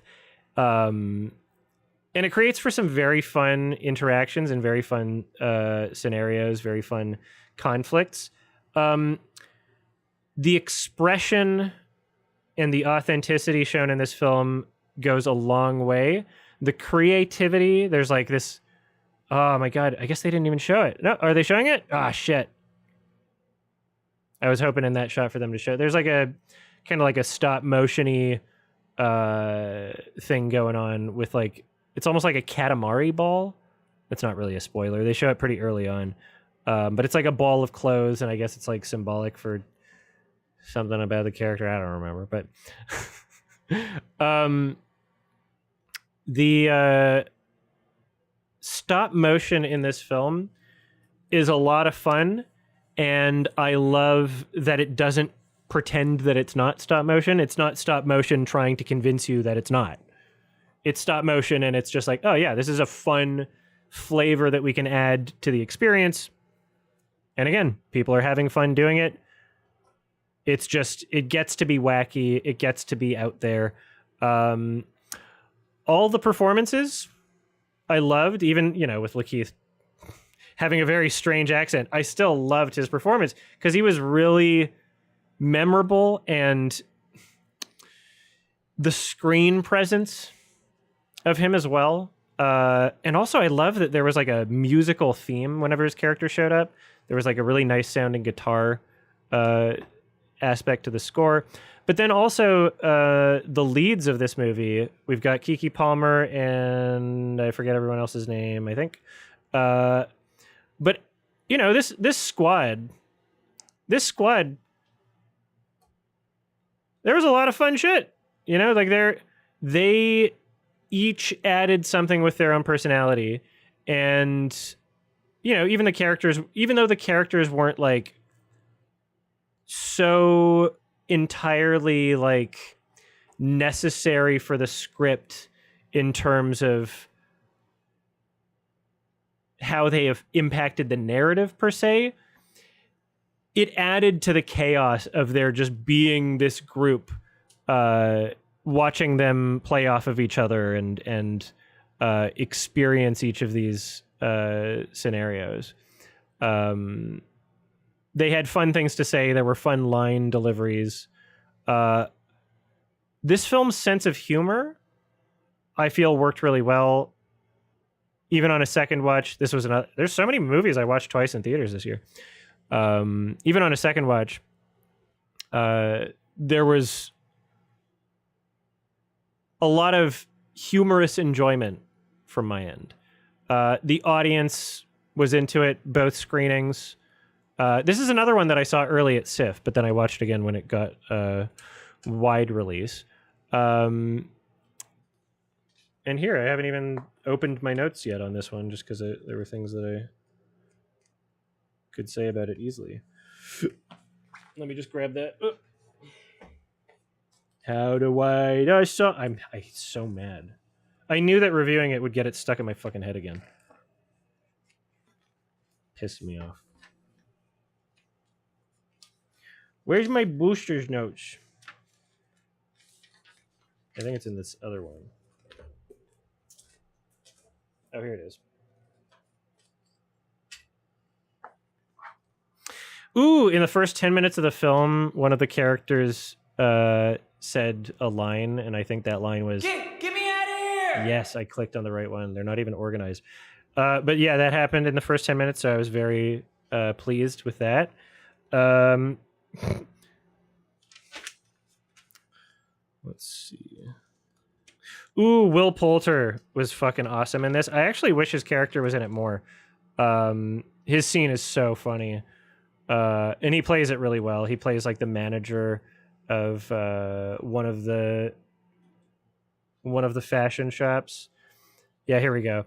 He is so funny in this, and his scene is really good. I mean, he's got a couple scenes, but like there's one scene where he really stands out.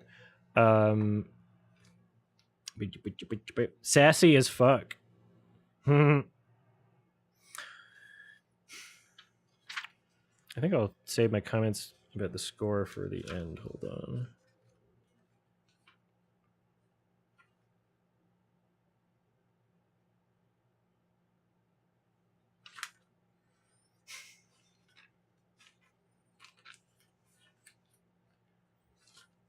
I had very messy notes on my first watch.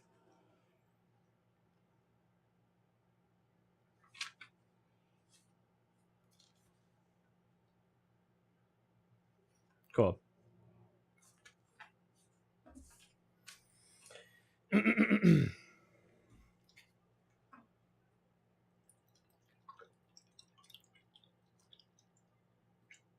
How do I write notes in a dark theater? Very messily, and you have to just have faith that where you're writing is not over top of something you've already written, because you can't see what you're writing.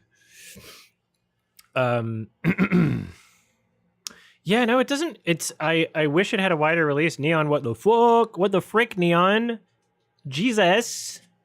I don't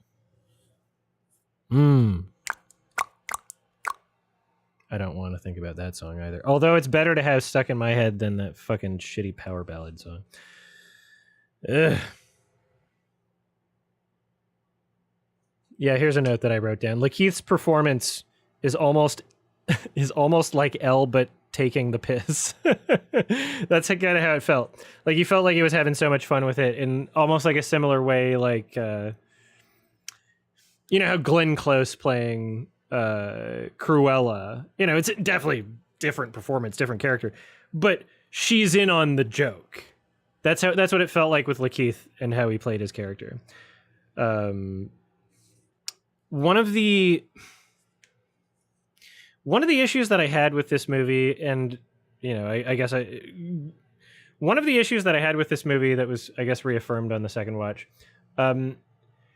is that even though I love how mixed media this film is, with, you know, stop motion and miniatures and just wacky, crazy things, and some green screen and some not green screen and blah, blah, blah, blah, blah.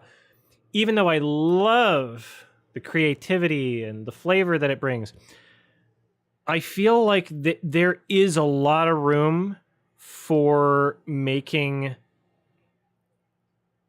it feel more cohesive, making it feel more like a single piece. And by that, I don't mean, oh yeah, the stop motion needs to look less like stop motion or anything like that. What I mean is there's certain scenes where it feels as though, even though it was obviously storyboarded, there probably was a better approach in there that would prevent different aspects or different shots from feeling so separate. So one example in my head is there's like a cameo appearance from mild spoilers, who cares? A cameo appearance from Eric Andre. And he's like a character who's like inside a vehicle. And you see the exterior shots of the vehicle, and then you cut to just basic shot of him inside the vehicle. But it never feels as though he's actually inside the vehicle. And maybe there's like opportunity for more analysis to really break down exactly why it feels that way. Because on paper, you should be able to create that illusion better even with close-up shot of him not being in the vehicle, obviously, because the vehicle was like a miniature, but still show the exterior of it and still be able to, like, through filmmaking and editing and different tricks, be able to, like, create that illusion a little better. Even if media literate people don't literally believe it, at least do a better job at tricking the other parts of our brain, the more subconscious parts, into believing it, even in the context of the film's universe, right? That's what kind of made things difficult at certain points, is like, even in the context of the film's universe, I found there to be not as much cohesion as there could be. Things felt like they were conflicting at points, and it had nothing to do with the fact that it was mixed media and everything to do with just not having enough variety in terms of the approach to how different elements were brought together. Disjointed is a way to describe it, yes. Maybe there's like opportunity just for like one shot where maybe he's like composited into like the side of the vehicle or something, or like where maybe something where like there's a continuity to the camera moving forward into the vehicle, so it like felt like there was a proper sense of space. Maybe it just never felt like he was inside it. And that wasn't the only shot like that. There's a few action shots. There's like action taking place like on top of vehicles, or like there's a car driving through the mall, and our main characters, we see them behind the wheel driving the car or whatever. We even get like a little like side shot of the interior of the car, them driving it, but it never feels like what they're experiencing is the same as what we're shown on the exterior. It always feels like some entirely separate thing. And we know that it's filmed separately. We know that, through filmmaking, that's how it works. But it should never feel that way. There's always something, not always, there's often something missing in this film, in that category. And it would definitely improve if those parts were given a bit more thought and pre-planning. That part might need to be censored, editor, just FYI. That was something that was a little bit explicit that I skipped around over. So please censor that for the censored version. Rotten Tomatoes.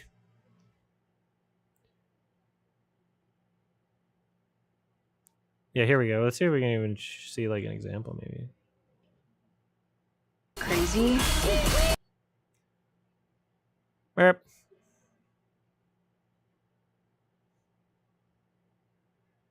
Yeah, so like, I guess most of the issues that I have are scenes with vehicles in them. Now that I think about it, most of my examples of this being an issue, if not all of them, actually, would be scenes with characters and vehicles. So maybe there is something specifically about that. Maybe there's something specific about them being in vehicles and how it's filmed that just doesn't resonate with me. Yeah, that's an interesting thing to think about. Every single one of those examples is just that. The score for most of the film, I loved it. But oh god, that's crazy. But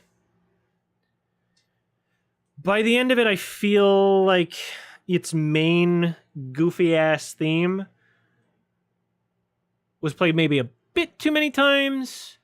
And also, I do have to say that even though this film surprised me as being like a nice exception to me usually hating like silly, goofy, carnival-esque tones, I I still was not enjoying the very few parts of the score that included like clown horn, like bike horn sounds or whatever, like beep, beep, beep, beep, or whatever. I'm like, ugh, like that's a little much. That's a little too on the nose, beep, beep, right? And I felt like the rest of the score managed to subvert what I don't usually like about silly, goofy scores by having it be not just silly, not just, hey, you're supposed to laugh and this is a comedy, but also chaotic, right? Weird and like off. You know, the emotions that it brought were not just solely haha silly funny, but also like fucking weird, right? And that's something that I liked about it, and that's why it was able to be that exception for me. Those horn noises were maybe within 15 seconds of the film total, so it's not really an issue, but I just had to point that because that was just something that, you know, bothered me, right? And yeah, I think, you know, I watched this in theaters twice. I enjoyed it very much both times. The entire audience enjoyed it. I think more people should see it. Boots is trying to get more people to see it. Boots Riley actually had like an interesting Q&A interview, like conversation with like Charlie Kaufman. Like he was on the same program. I think it was like during COVID or something. I think it was, yeah. Like, and we love Charlie Kaufman, right? I gotta remember what that was for. I think that was after I'm Thinking of Ending Things, and I don't remember. It was hosted by some thing, and I watched like a bit of it live, but I was also busy. I was also bussy. Let's see.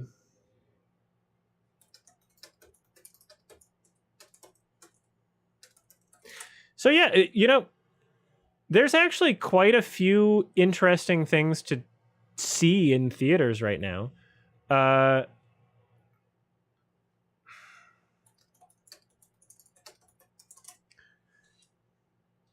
And right now, I Love Boosters has not made its budget back, even though I very much enjoyed it, and I would definitely recommend it. If you see it playing near you, please go see it. But I'm also not surprised, because something like Sorry to Bother You seems a bit more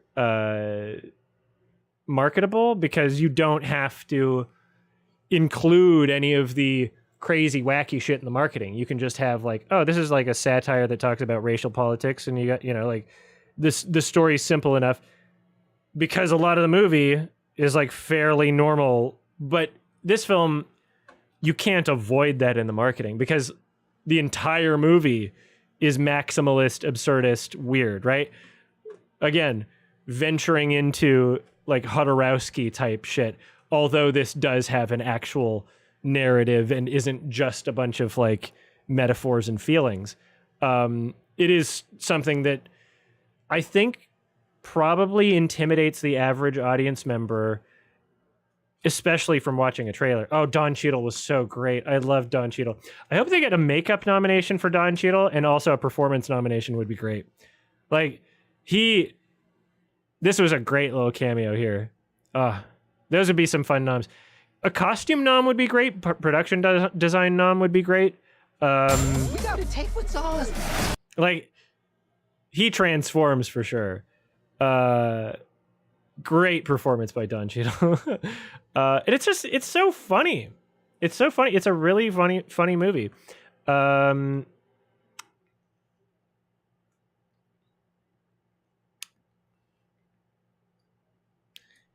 also, yeah, you're probably not going to see a more colorful film in theaters, you know, when we're in this era of everything being like fucking washed out, you know, fucking dumb Christopher Nolan stuff.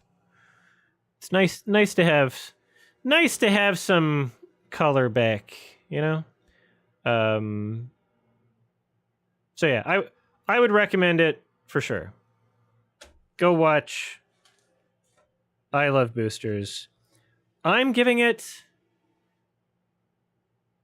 a 7 out of 10. Final criticism that I almost forgot. I feel like there's definitely moments, if not sequences, in the film that don't feel like they land in the way that they're intended to. There's like almost like a Michael Bay-esque shot of like the four characters are like, wah, and it's almost like it just gave off like kind of girl Ghostbusters vibe, and like the tone didn't work. And that was like a brief part of it that was maybe like 10, 15 seconds. But then there's also, I feel like structurally, it could have used a bit more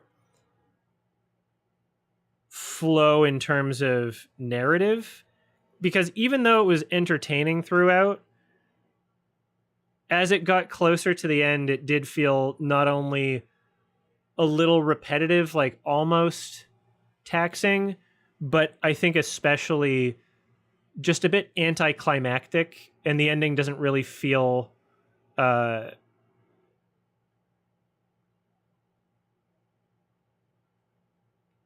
completely emotionally earned. You kind of just like get to the ending and you're like, oh, okay, cool. Still great movie, very fun experience. Check it out. I think I gave it, like, on my first watch, I think I gave it high 7, but I think 7 is appropriate. I think 7 is appropriate for now. Maybe like, I don't know. I kind of want to watch Sorry to Bother You again, and see how I feel about that on a second watch, because now I've watched Boosters twice, but not Sorry to Bother You twice. I've only seen Sorry to Bother You once. So,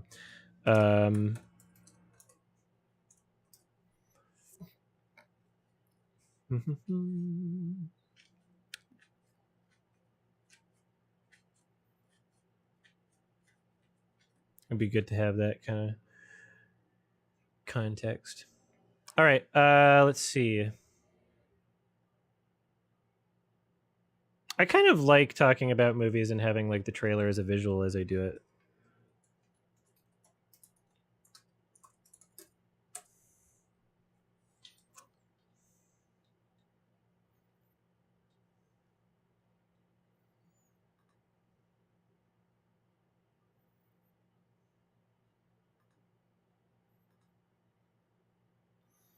All right, now bathrooms.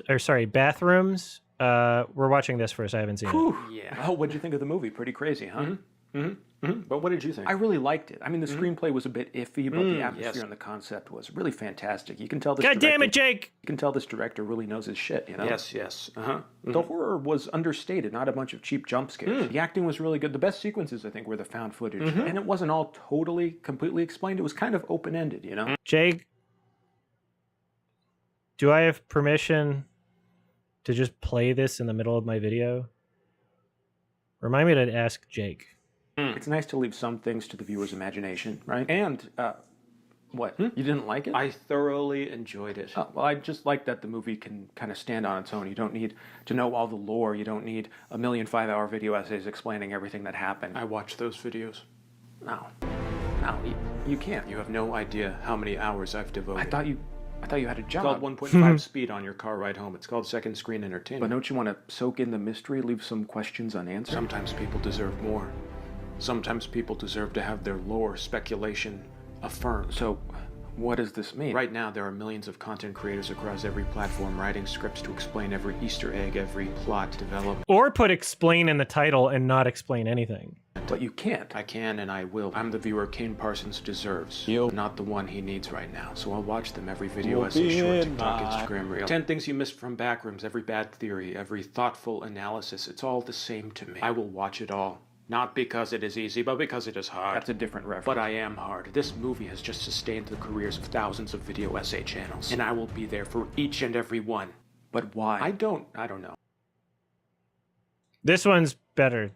I've Sir, seen this one. devastating news has hit our industry. As the top executive at a major studio, it's your right to know how bad it is right now, sir. Back-to-back devastation. Devastation, sir. A movie called Obsession is dominating the box office. It cost less than $1 million to make, and I don't even know how that's possible. This movie called Backrooms, which is based on a meme or something, I don't even know. It's also dominating the box office. Low-budget horror making tons of money? That's unheard of. How is that ever? That's never happened. Disney's new Star Wars movie is dead on arrival. I think what we do now is we reflect inward and try to see what young people want to watch. Come on, just say it. I know what you're going to say. I'm happy. Oh. This is amazing news, and I'm happy about it. Why? My Zoomer child was telling me that there's like 1,000 levels of the Backrooms. Do you know how many spin-offs we can make? It's not even a copyright thing. Anyone can do it. But that's one way to look at it. There's a Backrooms pool rooms. There's there's pools. Are you saying we give... Did you know there's a basement level? Are you saying... We can put Five Nights at Freddy's in the Backrooms. Yeah, I mean, that's... Yeah, we could do that as well. I was in World War II, but these kids are scared of a mall. Are you saying we give new voices shots at making original films? Pool Room's coming out next week. I got Woody Allen on it. Oh, wow. That's fine. We don't have to edit or... It might be too much of a pacing interruption to play both of those, but yeah, we could include like a couple clips or something. I found something. Fuck. All right. So Backrooms, directed by Kane Parsons, who is only 6 years old or something. Basically, he has a YouTube channel, Kane Pixels. He did a bunch of Backrooms short films. I'm not interested enough in the Backrooms to like go through all those. Like they look fine. Like they look fine. They like just not something that I would watch all of for sure. And that's not shitting on it. I'm just like, I'm not scared easily.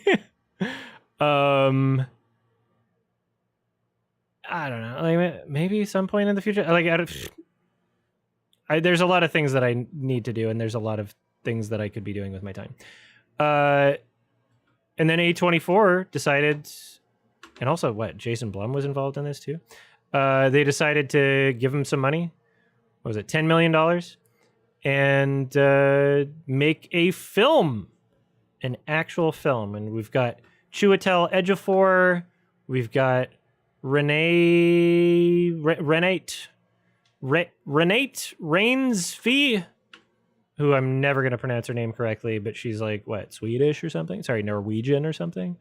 We got Mark Duplass, who actually works really well for his role. It's not like a, huge role, but he actually works really well for it, despite not being in the movie, a lot.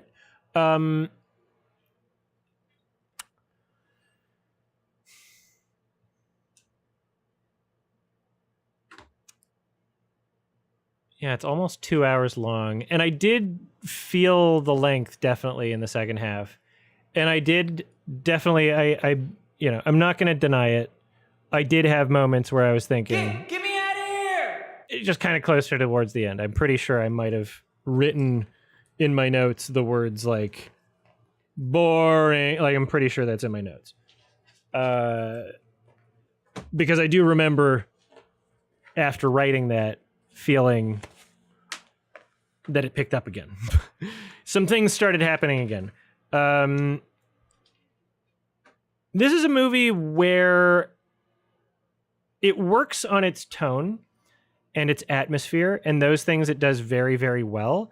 And I want to see more of it. I'm actually intrigued enough from the Backrooms concept from this film that I would like to see more of what this film's interpretation is. I would like to see more from this vision of it. It does not make me want to fucking go on, all the wikis and explore all that shit or anything. Sports.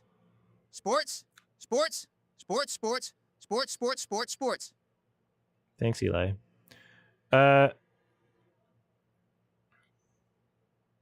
Wow.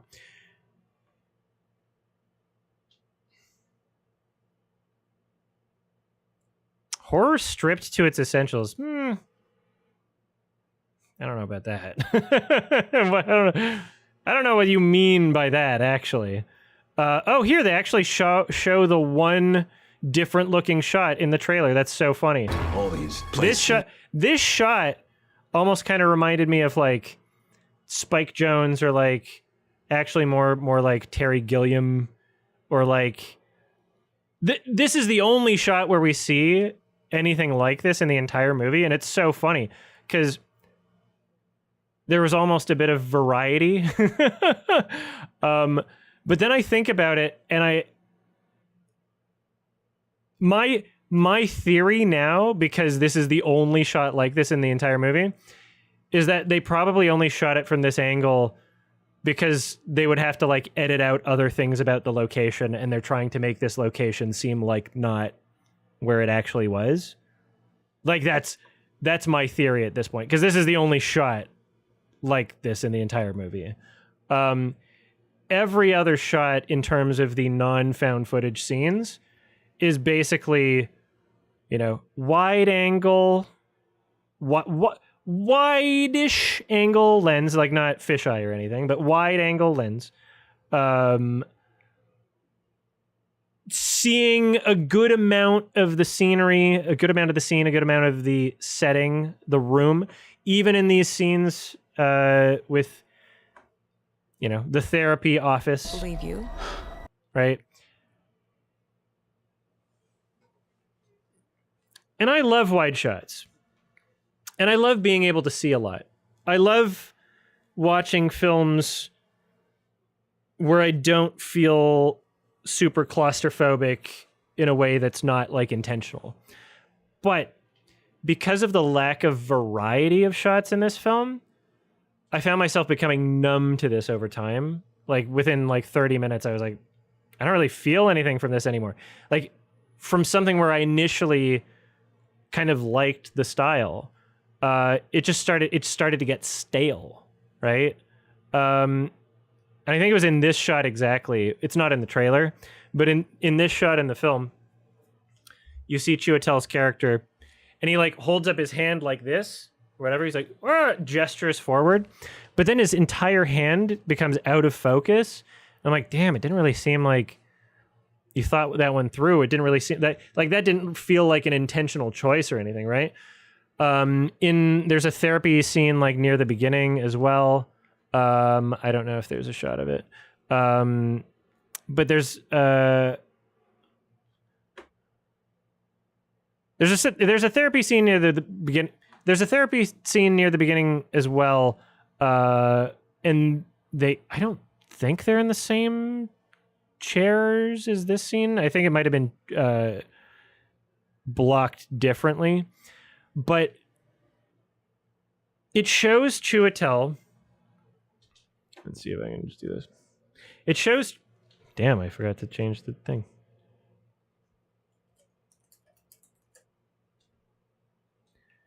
It shows Chiwetel, and he's having a conversation with the therapist. And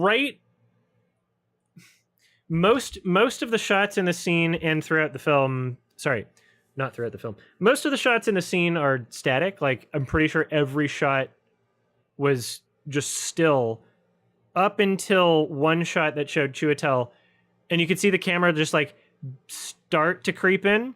Like, it was still, and then decided to like make a very subtle forward motion, which could have worked and probably worked when they filmed it, right? On that day, what the footage that they got from the camera worked. The problem was like within half a second, like just as you could tell it was starting to creep in, the shot cuts and we see Renate. I don't remember. Yeah, we see her character in the same room. The shot cuts. We see her reaction, and hers is static again. And it's like, okay, well, that kind of interrupted like whatever was starting there. And because it was so soon after it started, it just like you can't shake the feeling that that's not intentional. It feels clunky. It feels messy, unpolished in that sense.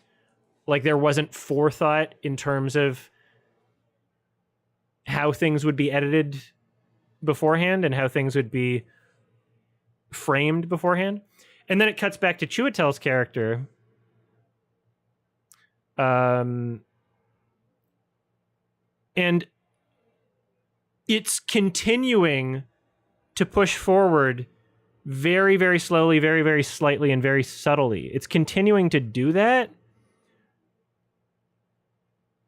in a way where it's like it didn't gel well. It didn't fit with the static shot of Renate's character. And there might, you could even argue like, oh, there's a thematic reason for it because she's like more stable or something. You could make that argument, sure. I'm just saying the timing of it didn't make sense and felt unprofessional and Hello, my name is Renata Reinsve. Renata?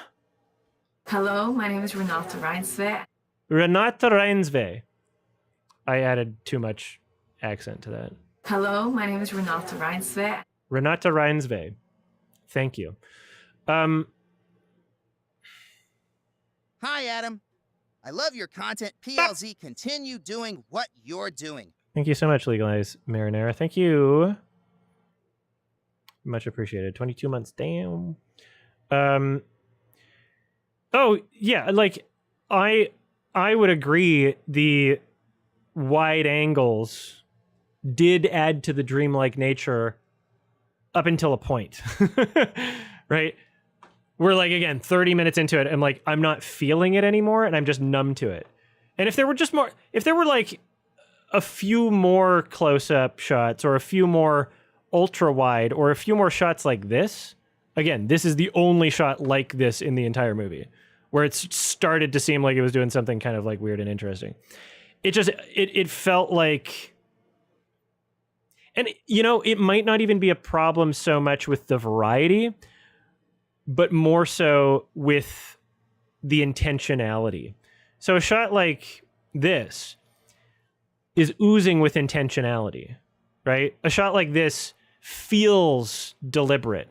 Whereas in the scene that I was just talking about with, the creeping camera angle or his blurred hand or most shots throughout the film, most shots throughout the film are lacking that sense of intention.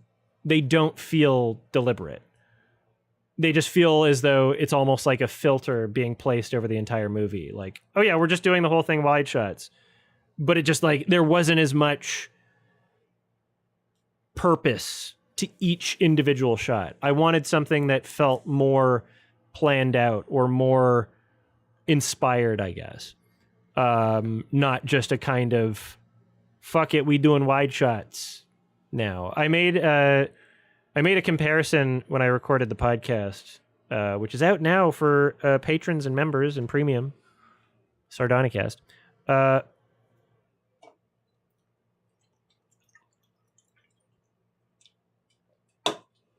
I made a comparison to restaurants that use truffle. Because if you use truffle in a dish, a lot of the times, like, I'm a fucking truffle slut, okay? I'll eat it. I love the flavor. But in the restaurant industry, a lot of chefs will understand that it's often kind of a crutch. It's often something that's used in a way where you're trying to make something feel fancier than it is. And it doesn't always feel like there's an intention. And it doesn't always feel like there's an intentionality towards using it in a dish. Sometimes it's just like it's like bougie salt and pepper. Like you just put it on anything and it's just there, right? But it shouldn't be. It should work with the flavor profiles of the dish. No, I love truffle. I'm an absolute truffle slut. Okay? But I'm making a comparison so the chefs in my audience understand what I'm saying.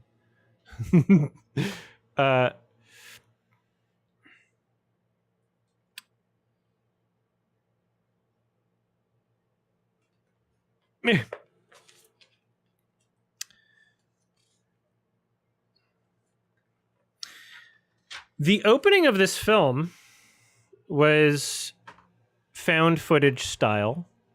And I love how it was essentially cheated to appear as like one unbroken shot. If it wasn't an unbroken shot, realistically it was cheated too. But still, it looked great. It was reserved and mature. It didn't resort to cheesy music and sound effects. Like, it was very atmosphere heavy. Well,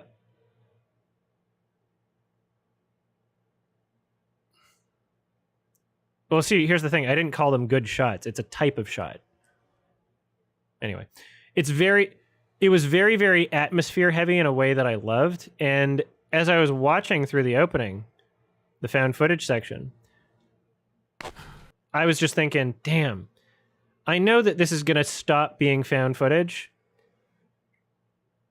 And I kind of wish that they had the balls to just do the entire movie like that. Because you know that there would have been a marketing conversation, maybe don't do that. Or maybe it wouldn't have been a marketing conversation. Maybe it would have been Kane kind of wanting to prove that he's not like a one-trick pony, which is valid. A very valid thing to want to do as a young director, especially. And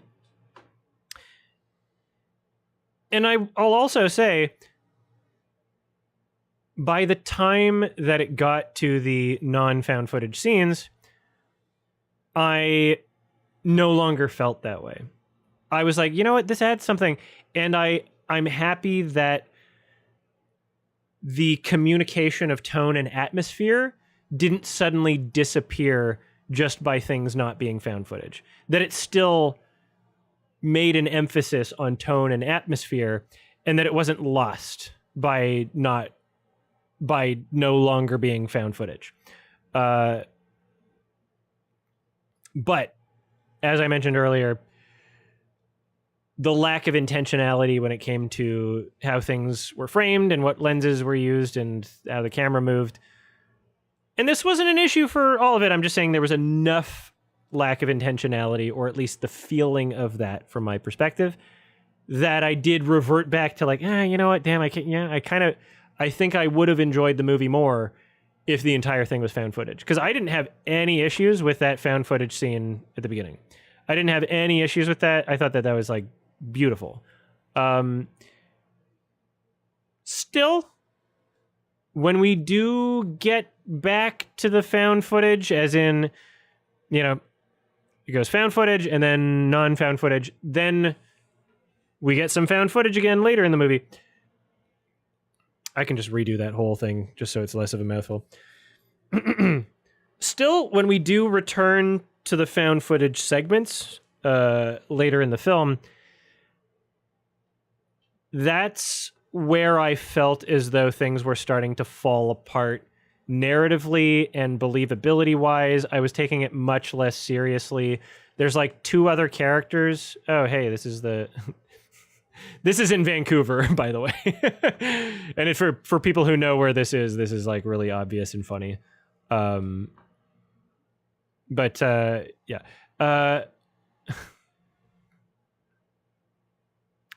There's a lot of hookers here.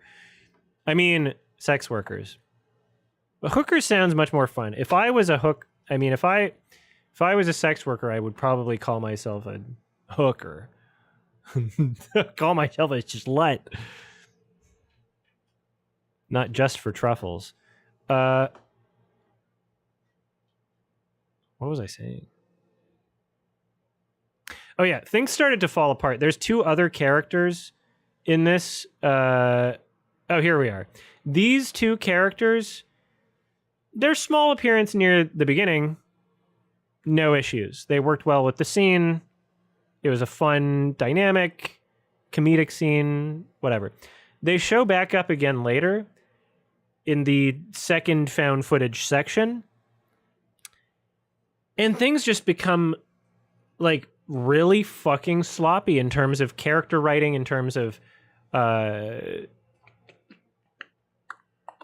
chemistry and dynamics, in terms of what lines people say and how people would react to certain things happening. And it was giving off weird, fake, phony vibes, similar to the type of feeling you get when you're playing a video game. Like, what was that one where you're taking pictures or whatever? There's that famous clip from, was it Vine Sauce? And I think it was Vinny, where, she just starts narrating, wow, you totally took a picture of the environment. That means where it's like, okay, this is starting to feel fake as fuck. Where no one would say that, and this is a screenplay talking, and there's no character to be found. No one would react that way. Like, this is just annoying dialogue.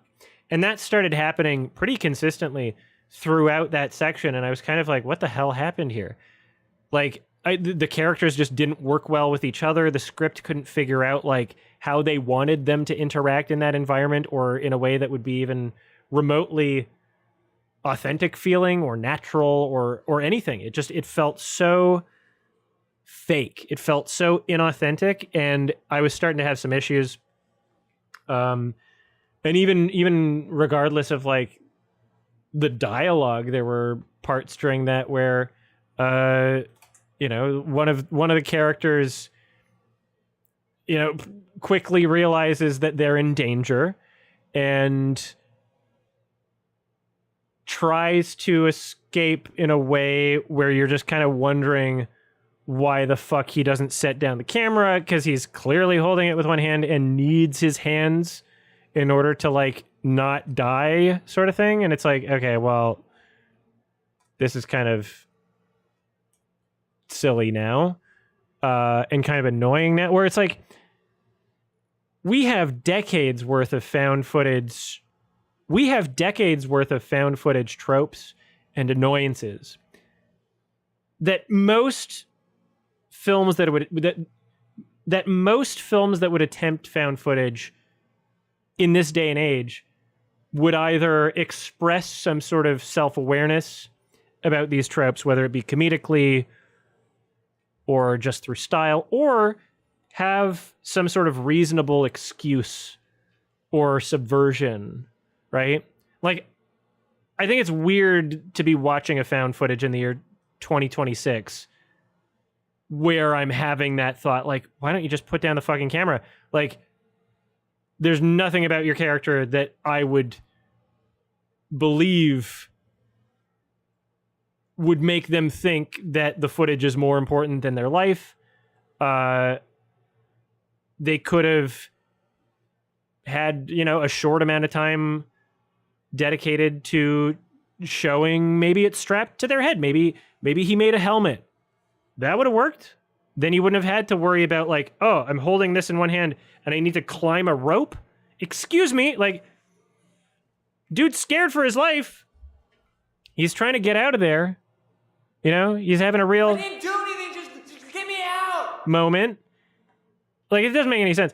And then, Chiwetel's character, the cheesy ass, oh, I gotta do this thing real quick, and then, sets the camera down in a moment of urgency where, the character wouldn't have had any time to think at all. Just literally only instinct reaction. And the camera's just, framed well enough that it's capturing what he's doing at that moment. It's okay, well, I don't know, stuff like that, where I feel if it was just one of those elements and it wasn't as much of it, then it would have been fine and not bothered me at all. Oh yeah, Amateur Night by David Bruckner, incredible. Maybe my favorite found footage ever. Is there a better found footage than Amateur Night by David Bruckner in the first VHS film? That's awesome. I do love Blair Witch too. GoPro wouldn't have worked because it's not set in current day.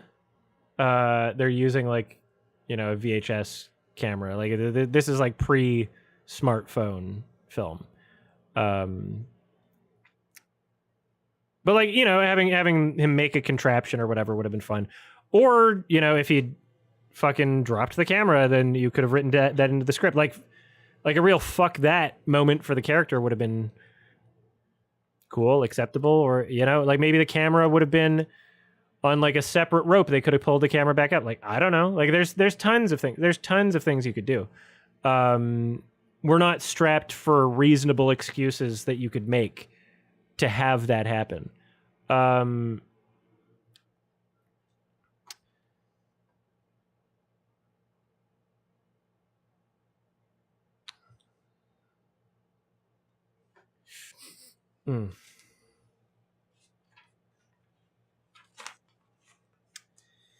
And then, okay, I guess like mild spoilers now. We're getting into some spoilies now with Backrooms. Which I don't know if it matters that much, but the film tries to be meaningful and intelligent, and it's not quite there in terms of being able to pull that off. And it's not like I don't appreciate it trying. It just doesn't understand what its strengths are for the entire narrative.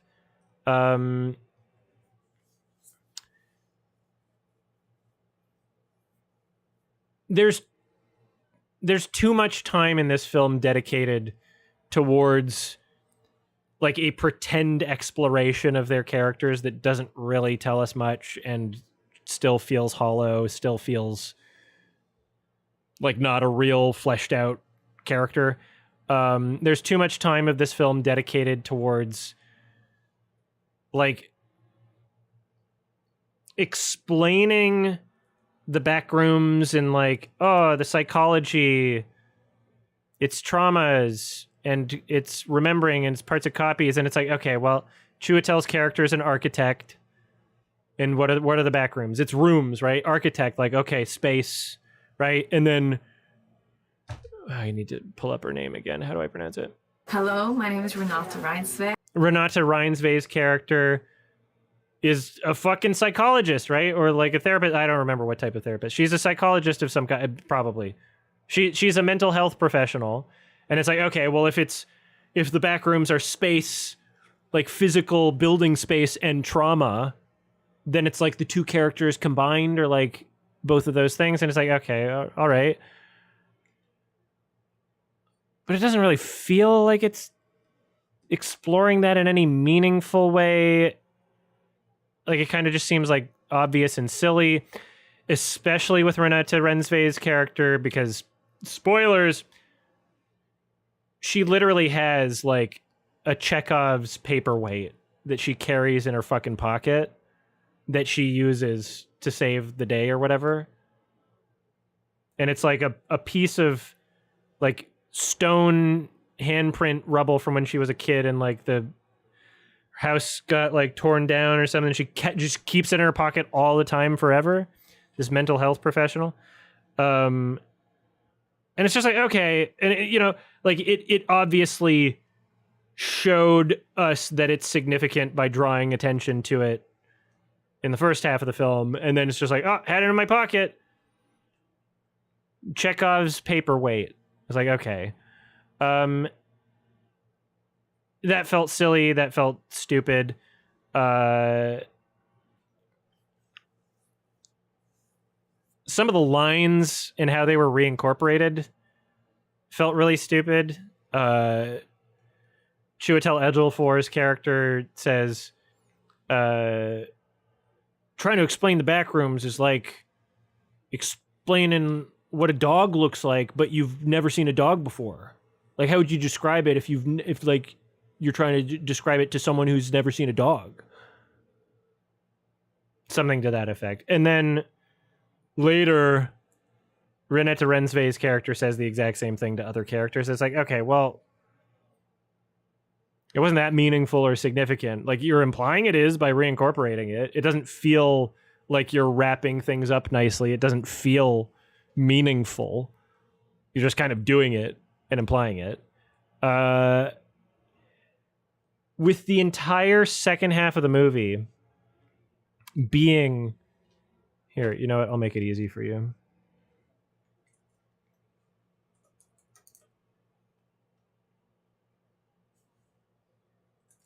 There. Then when that goes away, you know. With the entire second half of the movie being just Renata Rensve's character because Chiwetel's character dies, it's difficult to feel scared for her as a character because we don't fucking know anything about her. It's like she wasn't explored at all. Like we're given flashbacks of some of her traumas, and that's about it. They didn't properly develop her relationship with Chiwetel enough that it would make any sense why she would go looking for him and go on a fucking solo mission by herself without telling anybody into this, you know, fucking weird horror nonsense universe.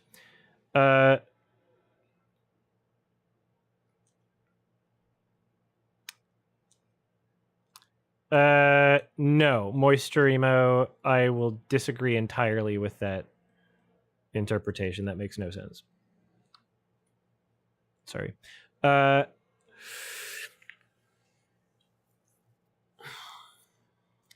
It really felt as though they could have had something where maybe, let's say her character, she does something like out of line or unprofessional or breaks some sort of like code, you know, like does something inappropriate for a therapist. And then perhaps, like, and this doesn't have to take up much time at all. Let's say she does that, and then Chiwetel's character continues going in like whatever spiral mental health bad thing. What if, because she did something like that, then she feels a sense of Thank you, responsibility. Crossroads Pony, for rating with 3 viewers. Thank you so much, Crossroads Pony. Responsibility. That would justify her feeling compelled to go on this solo mission, because otherwise, like, before that point, it's like, what? Wait, what? Like, that's your patient, sure. But, like, we don't know anything about your relationship with this patient, really. Certainly not enough to justify this. And it's so weird because it almost feels as though in the editing room, they realized this and they were like, oh, shit. So when she goes down to the basement and she's, you know, almost in the back rooms, they have a very brief flashback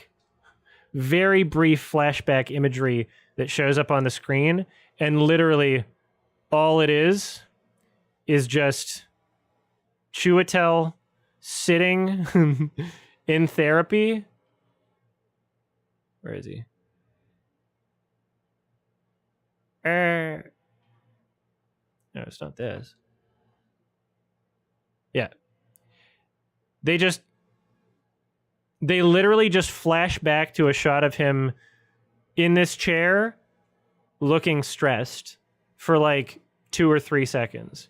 As if to imply through editing, like, oh yeah, no, she's here because she feels bad for it because she knows he was going through a rough time or something. It's like, okay, that flashback gave us nothing because otherwise, why would she be there? Obviously, that's why she's there. But it's like it was trying to make up for something that they didn't film. It's like literally in the editing room, they realized, oh, wait, we kind of do need to justify this a little more. You know, like what? We don't need a memory of that. That happened very recently. Also, like within the timeline of an audience member sitting in the film. That was odd. That was a weird choice. Definitely didn't add to the movie. Definitely detracted. The creature design at the end I thought was fucking awesome. It was scary. The chase scene was fun. And I was scared because of the design of the character, not because I cared about Renata Rensve's character. Literally her exploring through the back rooms before that monster shows up, I was not feeling anything because we don't know shit about her. We're not given any reason to care about her as a character. She's just blank slate, right? It's kind of irritating, actually, how they just refuse to flesh her out in any way. But still some really cool stuff. Very, very, very impressive debut feature that is undeniable. The performances were mostly good. I would say like Renata Rensve's performance is the worst that I've ever seen her, but still good. Chiwetel was great. Mark Duplass worked really well for his character. Enjoyed him, even if he made Creep and Creep 2 and all that shit. Even though he committed crimes against humanity by making some of the worst movies ever made, he still worked really well for this film. They had a stock door creak sound effect that I noticed when I was in the movie, and I was like, "Fuck!" It disturbed my eartism, and I guess since we're in spoilies, some people are like, they see the shot at the end, and they're like, "Oh, was she crazy the whole time?" Like, no, that's just she was in the room long enough that it's starting to remember her. That's like, I think it's literally as simple as that. I would love to see more stories told within the back rooms in this interpretation of it. I would love to see something like a mini series or anthology series, because I think these would work better if they weren't at all focused in any way on like trying to explain things. And my concern is that with a movie like Backrooms 2, that there's going to be an expectation to explain further and over-explain and try to have things be more meaningful and all that shit. It's like, okay, understand where your strengths are. You know, I just want different characters in different scenarios experiencing different horrors of the backrooms. I love the tone, right? Maybe different styles, different approaches. That would work really, really well in an anthology or miniseries format, where there's different characters per episode or something like that, you know? And maybe they could tie into each other in certain ways, but just not feel as though they need to meet these narrative expectations that come with making a film, right? That's what I'm worried about. And then I guess I'll touch on this one last thing about it. Hilariously enough, people were saying, by people I mean like a couple people, but like no one important, but for some reason Mark Duplass responding to this, I guess, kind of like legitimized it in a weird way. Maybe it's all just marketing. Somebody stupid on Twitter said very confidently that like, oh yeah, no, this is Ghost directed. Kane Parsons didn't actually direct this. And then people were like, wah! Like, you can't, you know, it's a stupid thing to even acknowledge someone saying, because it's just, it's from nowhere. Like, this was before the movie was out, first of all. A young person can't make a movie. Like, what are you talking about? Like, they weren't the only person that made it. Like, every film's a collaboration. Yeah, it does really kind of reek of jealousy. Someone says something stupid and then they play it off like it wasn't that serious, and they're, oh, looks like I triggered a lot of people. I'm not crying. But yeah, I feel like it's so dumb that you don't even have to acknowledge it. You know, like, you don't have to explain to people that yes, a 20-year-old can direct actors and have a vision and stuff. You know, like, you shouldn't have to explain that. Like, you'd have to be so media illiterate to not understand that that's a thing that can happen, and that there's talent and competency to be found in places, even if someone's young. And what's also kind of funny about it is that watching the movie, it does feel very much like, although there's talent and although it's a great debut feature, and although it's really great for something someone made, when, they're only 20 or something, it still does very much feel like someone who's still figuring things out.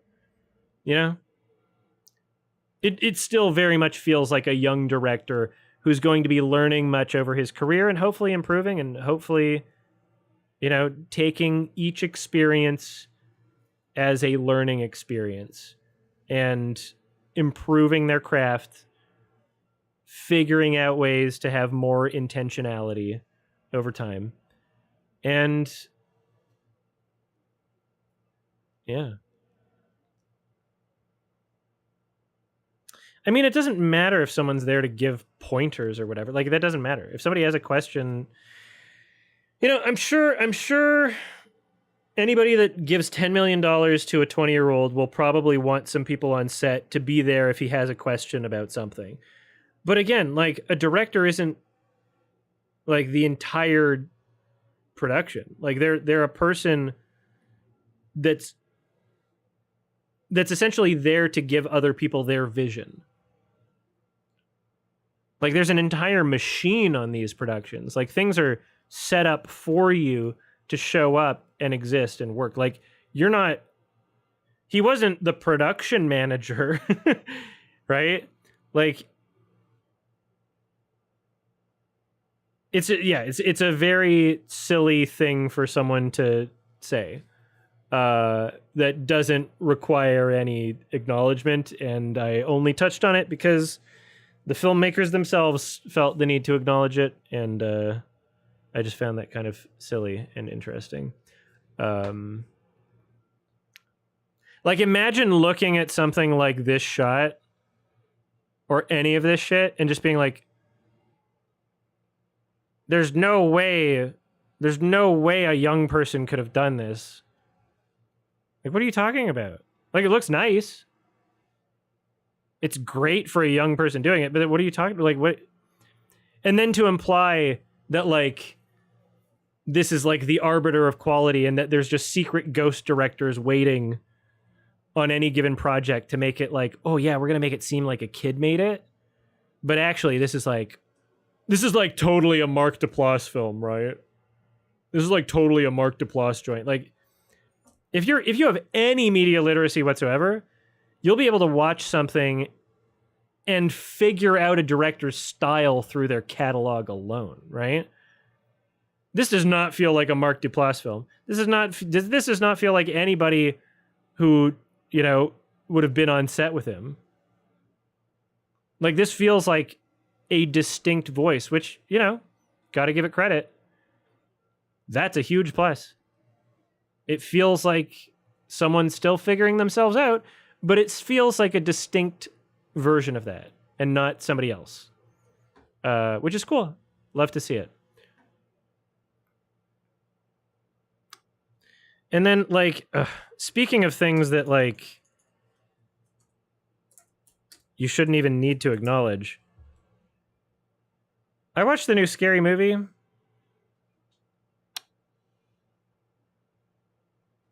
And I don't know how much I have to say about it. I guess it's Scary Movie 6 is what it is. Let's just say 2026.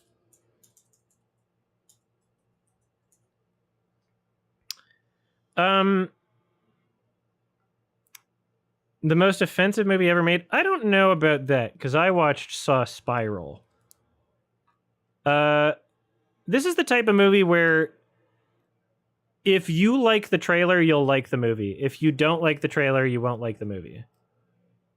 It is not an inaccurate trailer. They very much do the whole, like, go woke, go broke is, like, basically just what the whole movie is. They're like, we're trying to show the elite who are trans people that they don't have power over us. And it's just kind of like, what? Like, because the tagline of the film. Oh yeah, 6 out of 10 for Backrooms. I'll just do that line on its own. And I'm giving this one a 6 out of 10. That was for Backrooms. Thank you.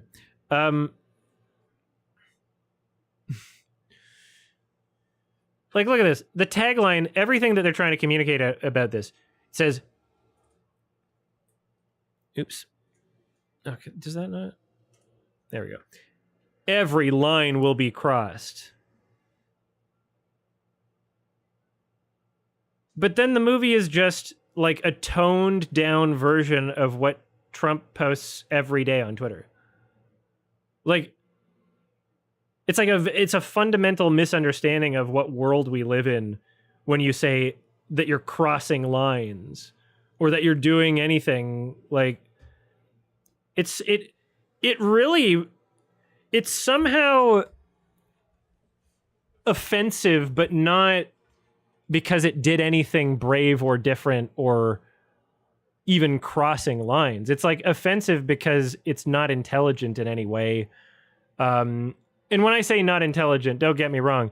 The other Scary Movie films were never intelligent. They were always just silly, fart humor, etc. But this film is like a whole other level of how much it disrespects the intelligence of the viewers. And I mean this in a completely apolitical way. There's jokes throughout the film where more often than not, they can't just make a reference to a pop culture thing. They can't just make a joke. They have to like add one more line to like clue in the dumbest people in the audience, to appeal to the lowest common denominator what the joke is in case they don't get it, right? It's not done with any sense of like cleverness, right? Like a character literally walks into a room and just says like, I'm a DEI hire, and that's like the context for understanding why it's funny that she's like bad at what she does. Like, is there no other way to communicate that that's what she is than her literally just saying that? Like, is that the only way that you can communicate that? Like, that seems so lazy, right? I think I wrote down some examples here. Where's my notes for the scary movie?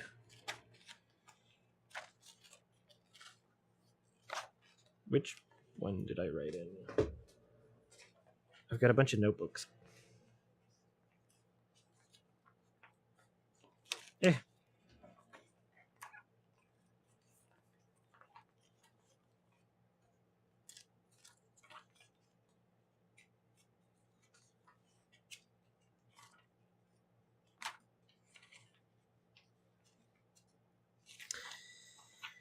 Here we go. Yeah, I wrote down some of the examples here.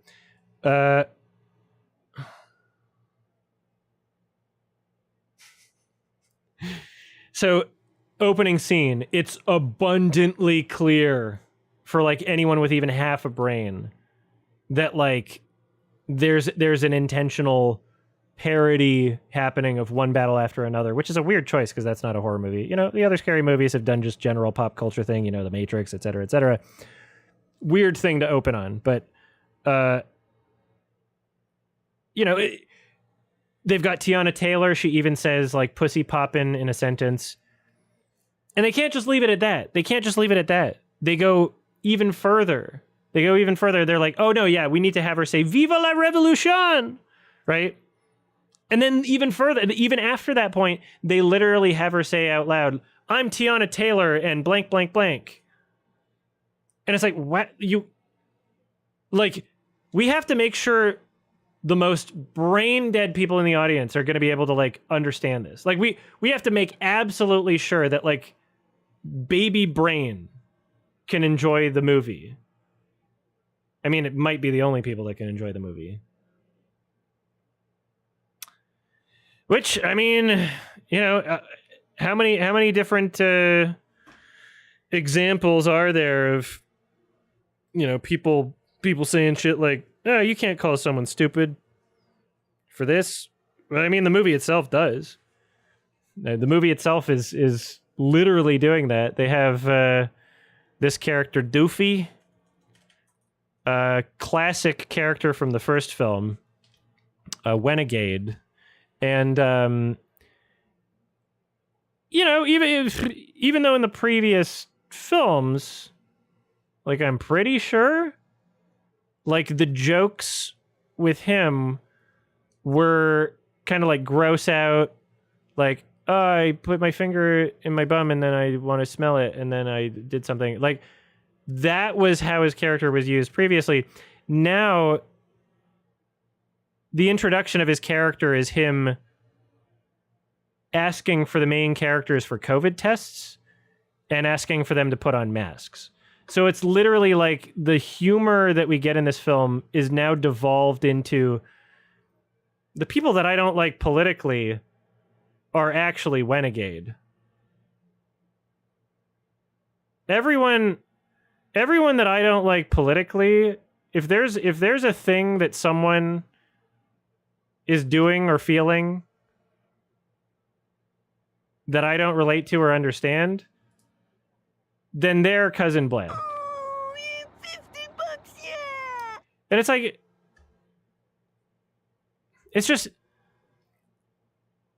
I'm not offended by it. It's just not meaningful, substantive commentary. It's not funny, right?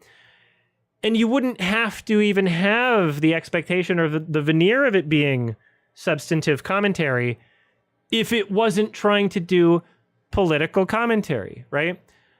Movies should be able to be political, but they should also be judged when they're political without fucking saying anything, you know? Like, the character Doofy was able to exist in the first film because it was mostly just gross out shit. And, you know, I don't know if there's going to be any clips that contradict this. Just like, I don't remember there being something as explicitly political as that. But when you do add politics into your film, then, you know, like you're kind of forced to engage with what is the movie saying politically? What is it trying to communicate? Like what's the message here?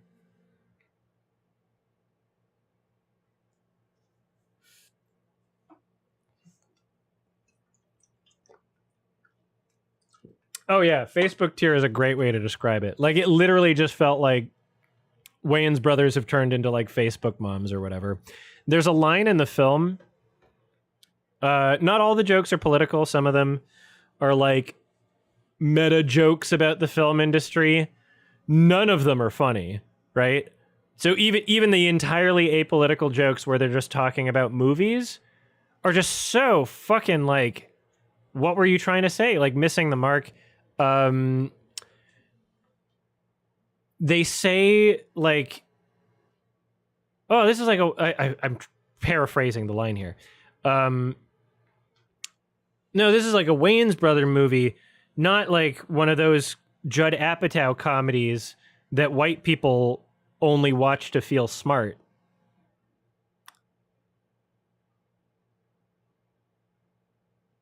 And it's a line like that where you have to wonder, like,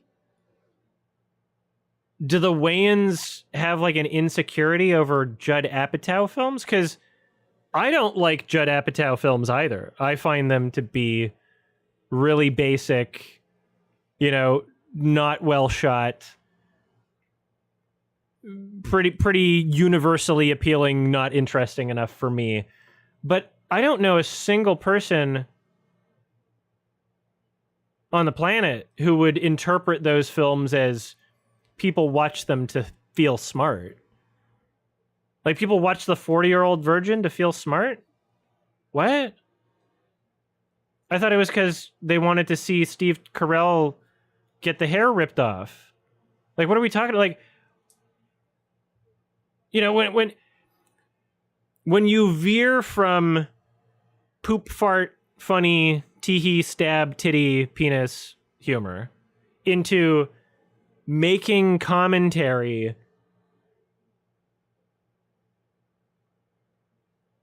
you know, like it's fair to judge on whether or not that commentary is substantive.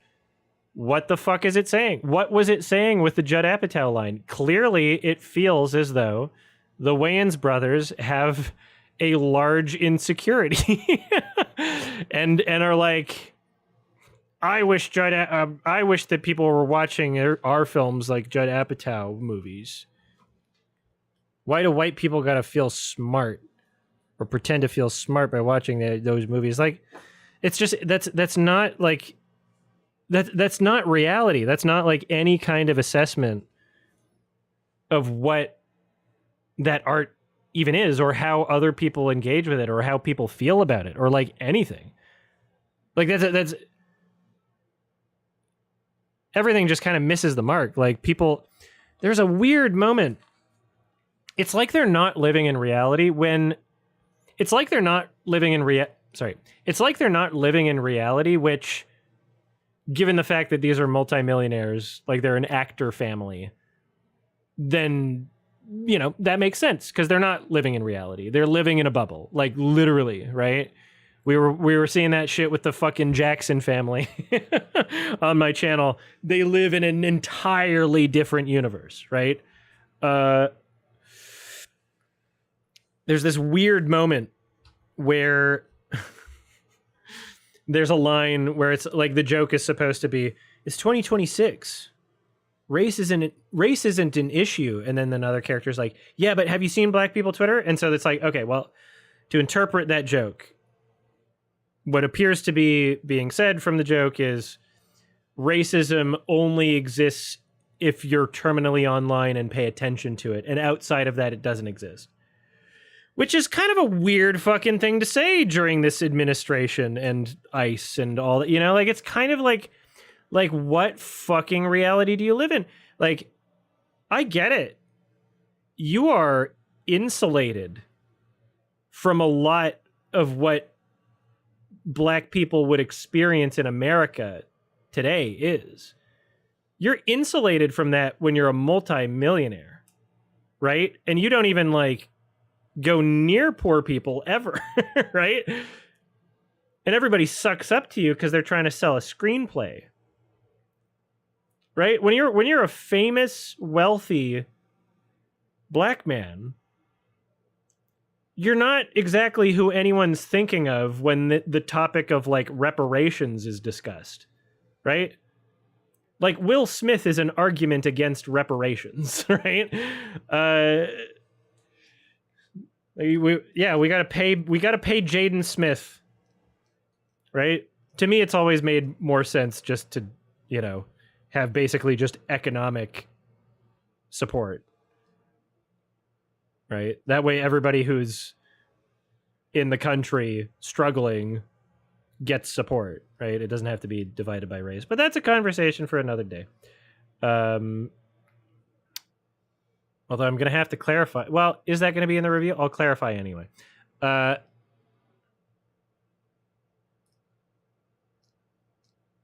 man, I'm so tired. This is approaching the end of my brain energy, but I'll try my best.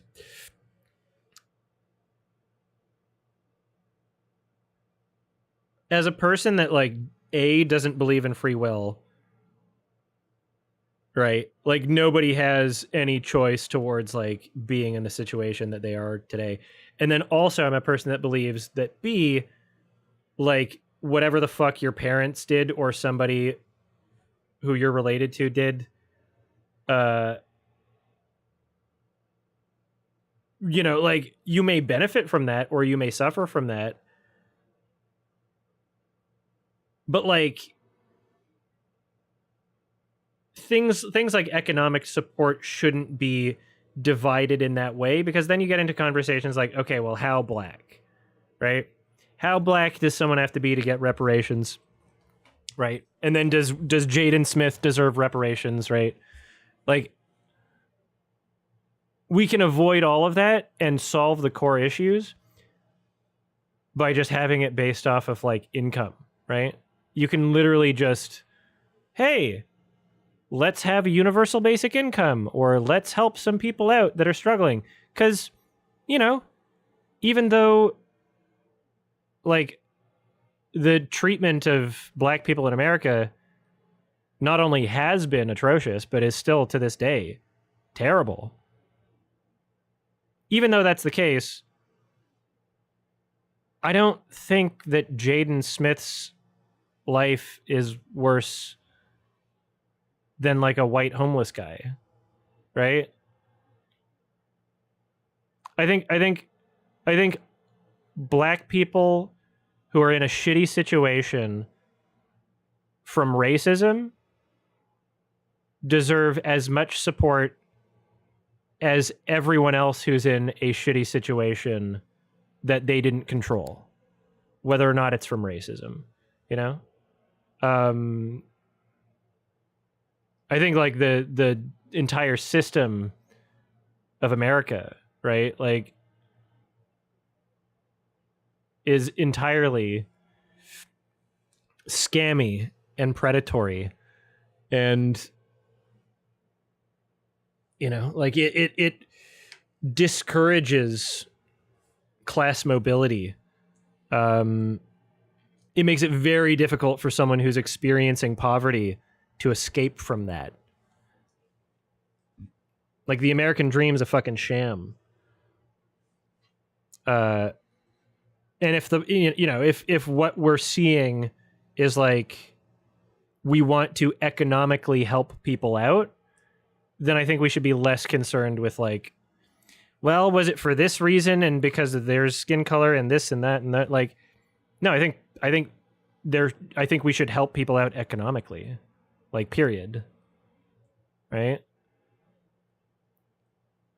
Like that should be the first step, is like, if it's possible to like eliminate poverty and homelessness, like that should be the goal. It shouldn't be, we should eliminate that only for black people. Right? It should be, we should eliminate that for everybody. All right. Tangent. That won't fit in the entire review. Maybe like part of it. I don't know. I think that would make no sense to include in the review, but that's there in case anybody needed that clarification, I guess. Anyway, yeah, the fucking it's 2026, race isn't an issue sort of thing was a weird line. Oh my God. Again, I wrote down another example because they kept doing this throughout the entire movie of having a joke and then making sure it gets fucking ruined by over-explaining it for no reason, just for stupid people. To the point where it's no longer a joke. So there's a line in the film, someone's talking about a character like, oh, she got stabbed. She got stabbed by a killer, like Ghostface. Like a Ghostface killer. And then the other character says, what, like from Wu-Tang? And right there would have been the joke. That would have been the joke because people who know Wu-Tang Clan would associate and they'd be like, oh, Ghostface killer sort of thing, right? But that's not where the joke ends. They go, from Wu-Tang? Why would Ghostface killer, aka blank, do that? And it's like, oh, you had to fucking spell it out? Like, that's what makes the movie offensive, not like what it's saying politically. It's its fucking lack of respect for anybody watching it, regardless of political persuasion. It's just, it feels so weirdly like transparent and insecure from the filmmakers. Again, with things like the Judd Apatow line, with things like the, like, oh, COVID, you know, like, clearly COVID wrecked the Wayans brothers' brains as much as fucking Joe Rogan, if they're still, you know, like, traumatized over that. Like, hey, can you not, like, hey, can you take some, like, basic precautions to make sure we don't all die of this mystery disease that we don't know anything about right now that's kind of ravaging through different nations? That's fascism. And I'm never going to forget about it. And I'm going to be talking about it until I die. And it's going to shape my entire political ideology. Thanks, Joe Rogan.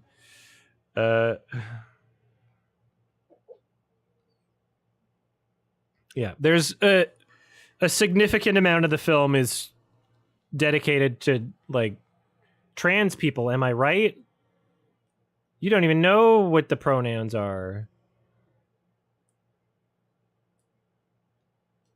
How can I say with a he when it's clearly a she? Even the dad got it wrong when he was trying to be respectful. Yeah, no, the pronoun joke in the trailer, like it's like exhausting and boring and cringe. It was so weird. I think I wrote down this part too. Hold on. There's another thing that I remember. Oh yeah, here we go. One of the characters, you know, as a visual gag or whatever, shows up to a scene driving an electric car, and there's an electric car charger outside of the church. And it looks like a Tesla car charger, like it's a parody of one, but the words say woke watts. WOKEWATTS. Like that. The joke was literally just the word woke is in there, and the implication is that electric cars are woke because it cares about the environment or something. Even though, you know, it's a, you know, like Tesla is Elon Musk, but okay. The only reason I'm even mentioning this as a joke is not because it was notable as a joke, because it wasn't. Like, that was just a lot of the movie was that caliber. And it's like a visual gag. Who cares? The reason I mention it is because someone in my audience found it like funny enough to like repeat. They're like, oh, woke what's? They like loved it. And the only reason I saw this in theaters, to be perfectly honest, is because I needed to know if like people enjoyed this in a movie theater. You know, like I needed to know if there were people in Vancouver that would watch this movie and just be all for it and like get the intended experience of the film. And there were people liked it. It wasn't a packed theater. It was like maybe a quarter to a third full. But the people that were there, they were enjoying it, and it was fascinating. It was like I was on some kind of like wildlife expedition, and I got to see like a different species and think about them and learn about them.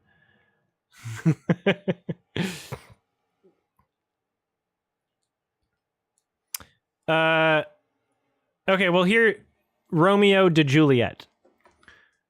You're saying the Wayans brothers are pro-trans, so they obviously don't believe it. I don't know what that means when you say the Wayans brothers are pro-trans, because first of all, there's like 12 of them.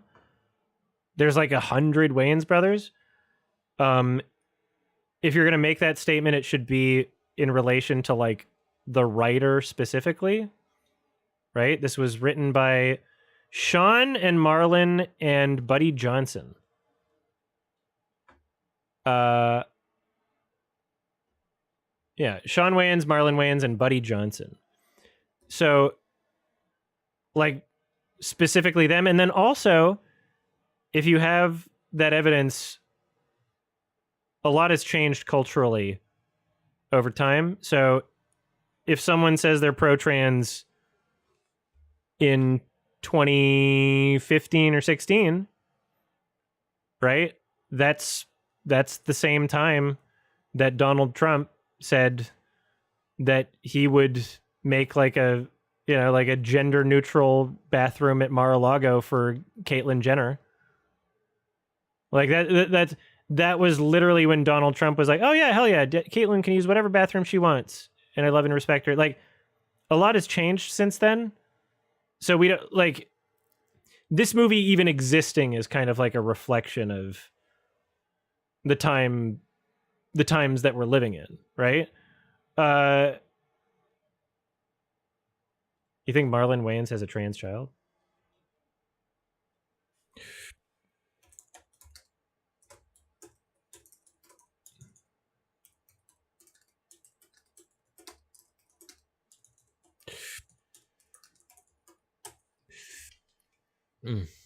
Oh, cool.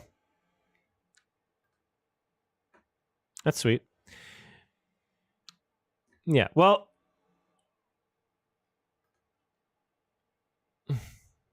that's kind of odd to have a writing credit on this movie then. Because you gotta hope...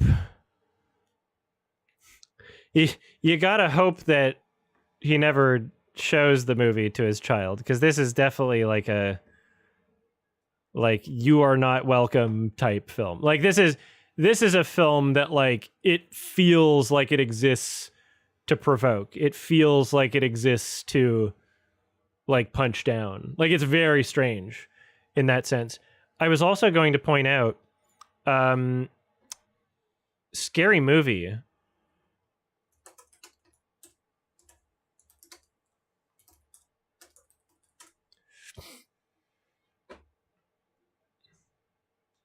Scary Movie is a fucking Paramount Pictures distribution, right? I'm pretty sure Paramount owns the rights to the Scary Movie franchise. Oh,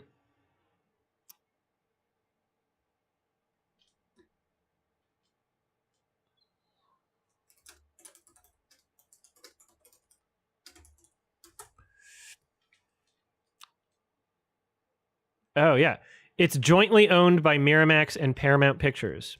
Miramax fully finances the films, and Paramount Pictures handles worldwide distribution through a strategic partnership.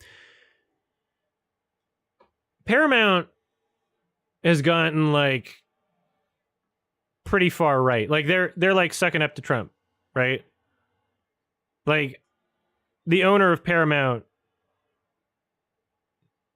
like, is basically trying to do Trump favors.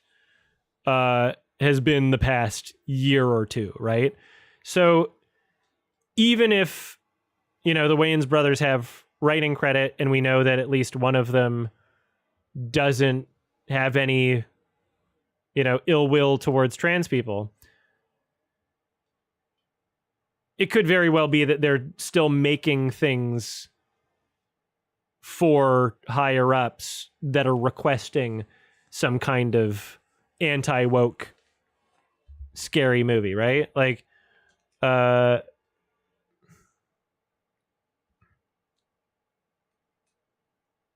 yeah, Keenan Ivory should have been the director. You're absolutely right. That is such a weird choice.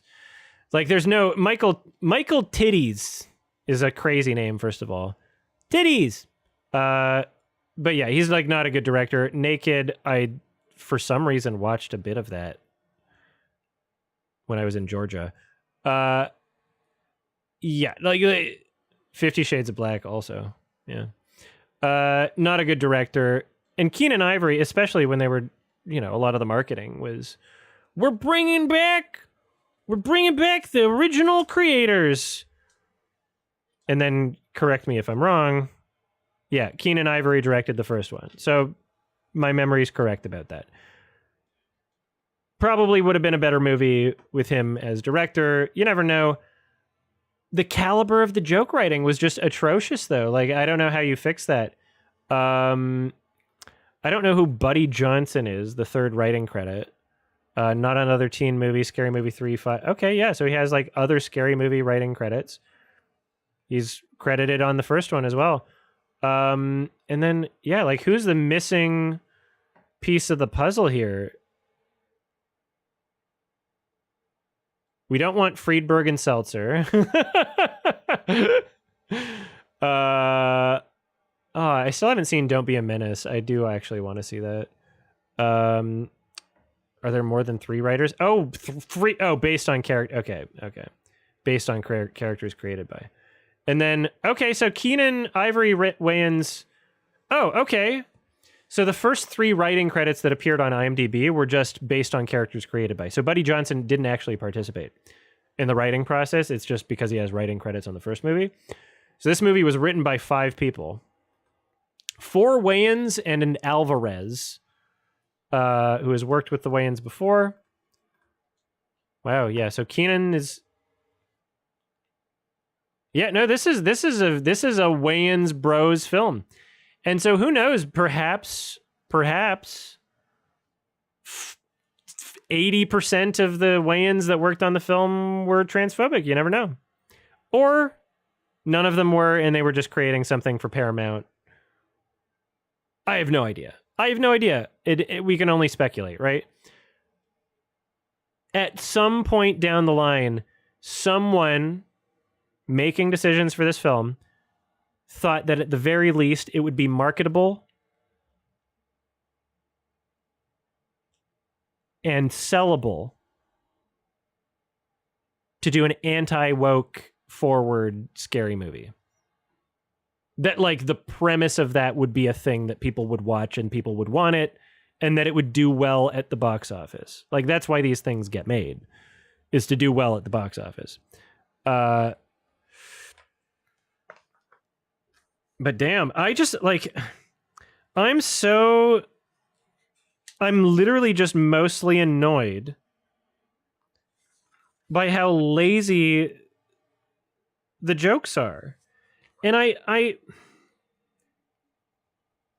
there's one scene where they do a parody of the Michael Jackson movie, like Michael. And I think I know why it was presented in this way now, retrospectively thinking about it. It's probably because they didn't know they were going to do a Michael parody until closer to the end of production. Like probably they were like, oh, let's capitalize on that real quick. Because that just became a hit. But in the context of the film, like, it's like an entirely separate scene. Like, there's a character in a hospital, and then on the hospital TV, then the Michael parody scene is playing, and then like we're in the scene for the entire, like it's a trailer basically. And then it just leaves. Opening scene, sure, but like you have more leeway to do that in an opening scene, right? Opening scenes in many movies are that way. This was like 2/3 through the movie where they're like, okay, no, we're just like cutting away to like a Michael parody now. It's like a Family Guy cutaway. It just has nothing to do with the rest of the movie. They didn't bother to try and tie it into anything. Separate character. Aw, thank you, Billy Dubs. Separate characters just were. And now time for a Michael parody. It's like an ad in the middle of the film. Speaking of ads, fucking Angry Orchard probably got their money's worth. Because, yeah, they literally just shout out Angry Orchard, and they're like, haha, it's because we're parodying Kai Cenat, and he does sponsorships. And so they just literally, yeah, it's like an ad in the middle of the movie. Kai Cenat was in the movie. Didn't really add too much, but, you know. Wow, dude, Kai Cenat! Ooh, they did a K-pop Demon Hunters parody.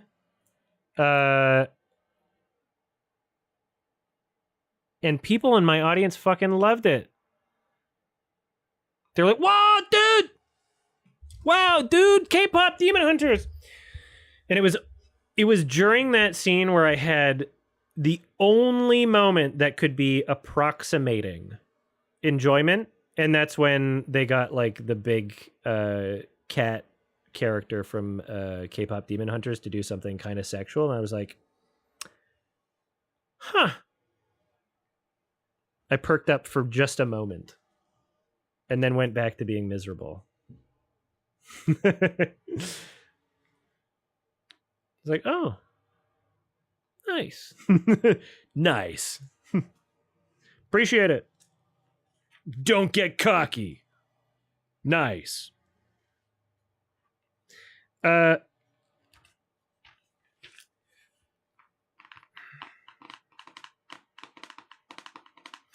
Oh, here's something that I kind of noticed while I was watching it.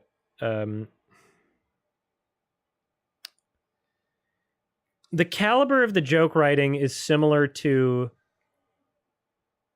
other bullshit parody genre movies that don't put any effort into the writing process or any other process, let's be honest. The caliber of writing is pretty identical to just a Friedberg and Seltzer joint where it's reference humor and it's supposed to be a joke inherently just because it's referencing something in pop culture. And you go, oh, I recognize the thing. I recognize it. And I realized that this film, it's almost as if it knows that it's pathetic and that it knows that it doesn't even know how to try. And that perhaps its veer into doing anti-woke shit is so that they can do the exact same thing that they've been doing and failing for decades now. But through the magic spell of saying, woke bad, now maybe 20% of people will vigorously defend it and pretend to enjoy it, or maybe sincerely enjoy it. Because as I experienced in my safari trip in that movie theater, there's people that will literally just see a visual gag that says woke Watts and think that that's a good joke enough to say it out loud. Woke Watts. People laughed. Like, the reason why that was shocking is because I thought, damn, where were you the past 10 years? Because if you laugh every time you see the word woke, like, you must be having, like, the best life. Like, comedy must be awesome for you. Like, holy shit. I wish that I could laugh every time I see the word woke. Like, yeah, like, if I could just watch The New Norm and that's all that comedy was for me, like, damn, like, you'd never have a dull moment. You'd be set for life. You wouldn't have to find good comedians, right? Say the line again, Bart. Woke bad. Yay!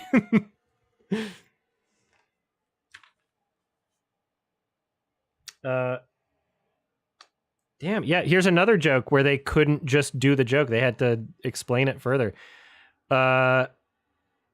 One of the characters from White Chicks shows up, and it's just fucking obvious because it's, you know, one of the Wayans in whiteface makeup as the character. Like, it's an obvious joke. Like, it's an obvious pop culture reference.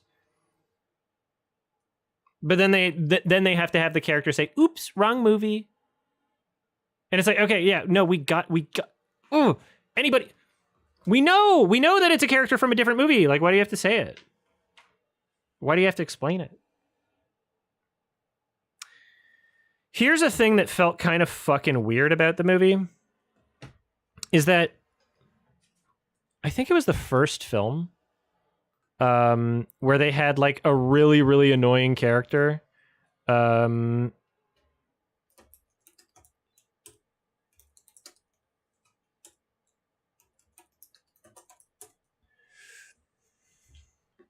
Let's see. Oh yeah, here we go. Yeah, no, they did this with Brenda.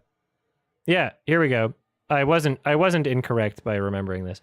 So they have this scene in the first Scary Movie where Brenda, played by Regina Hall, who I love, she's being a very obnoxious audience member, right? She's throwing popcorn, yelling, won't shut up, you know, fucking like being a nuisance and nobody can enjoy this. And then she starts like pirating the movie, which is kind of funny. You know, just like silly gags. And then when Ghostface decides to stab her or whatever, then other people are like, yeah, you know what? She deserves it. And they all like take turns stabbing her. And it's kind of a silly, you know, like it's just a goofy scenario. But they obviously set up this character in this scene to be as annoying as possible to justify the other characters doing this. They do that again in this film, but rather than the character being stabbed being a nuisance in a movie theater, it's a character who tries to correct someone else's pronoun usage of them. Like, it's a character who gets stabbed And then someone else on the subway says, he stabbed her. And she says, why'd you say her? It's they, them. And then just a bunch of citizens are just like, yeah, trans people do suck. And then all murder this character. And it's like, is this like coming from a place? Like, does one of the writers or maybe like the CEO of Paramount or like whoever came up with this as a concept, was this like meant to be some sort of catharsis for like I'm not sure if I would feel that way if this scene in this context didn't exist. Like maybe I might feel that way a little, but like that makes it like kind of like unmistakable, right? And then paired with the fact that like the other trans character, you know, one NB and one trans character, I guess. The trans character also has like, you know, like a death where it feels like somebody wanted to take something out on them. You know?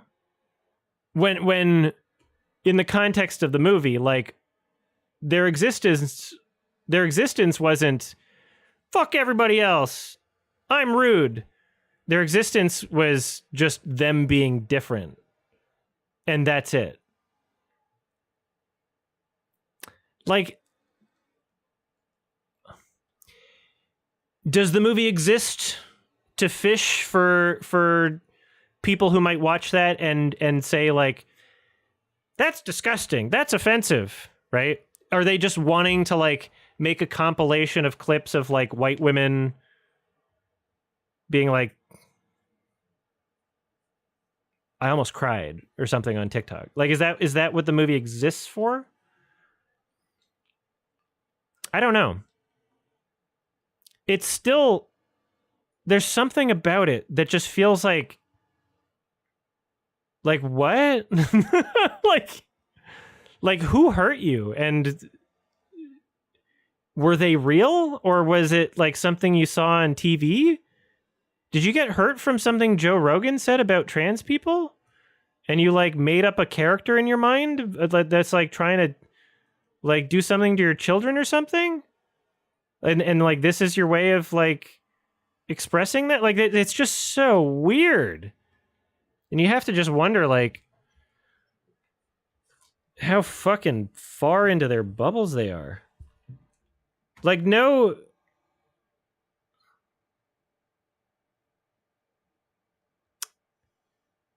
it's it was very bizarre and cringe. And yeah, we talked about this, Sunrose. We talked about this.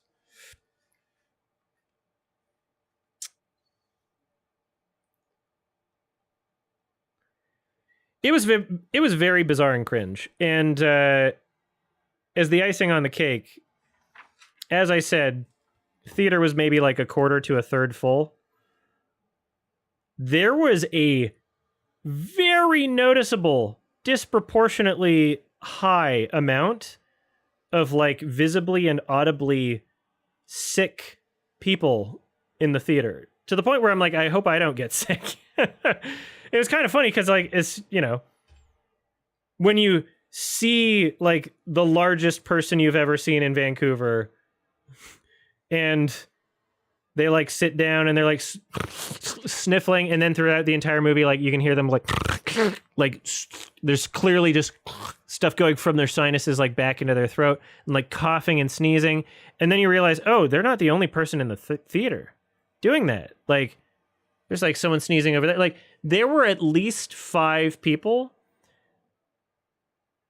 that were like obviously sick. And it was kind of funny because like, you know, I bring masks because I've had my own health issues. Like I want to avoid getting sick, right? And so, you know, when you notice someone doing that, it's like, okay, well, putting a mask on. And then I was just like sitting there. I was sitting there with a mask on. And then the fucking doofy scene, he's like, COVID. You know, what if people just don't want to get sick regardless of whether or not it's COVID? What if you don't like being sick?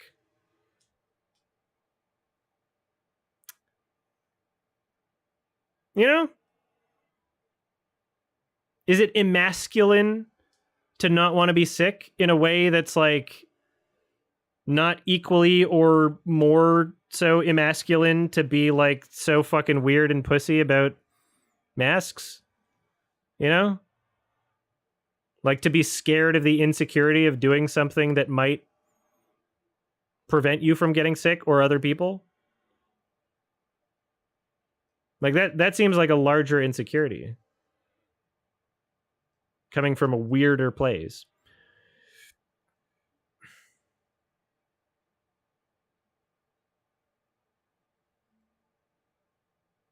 Yeah.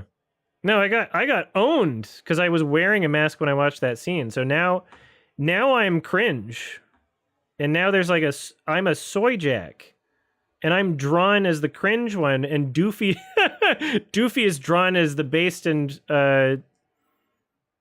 anti-vax pilled. Someone can make that image if you want. Ant-Man versus Wasp. From YouTube, good movie. Thanks for awareness. Oh, thanks, Dorian the Cutest. Yeah, that is my favorite movie of all time. So, yeah, no, you can draw me as the soy jack, and Doofy as the Chad. Then I'm like, really, that says things about me and not about the person that drew it. That's how it works. That says a lot about me and not the person who creates the image.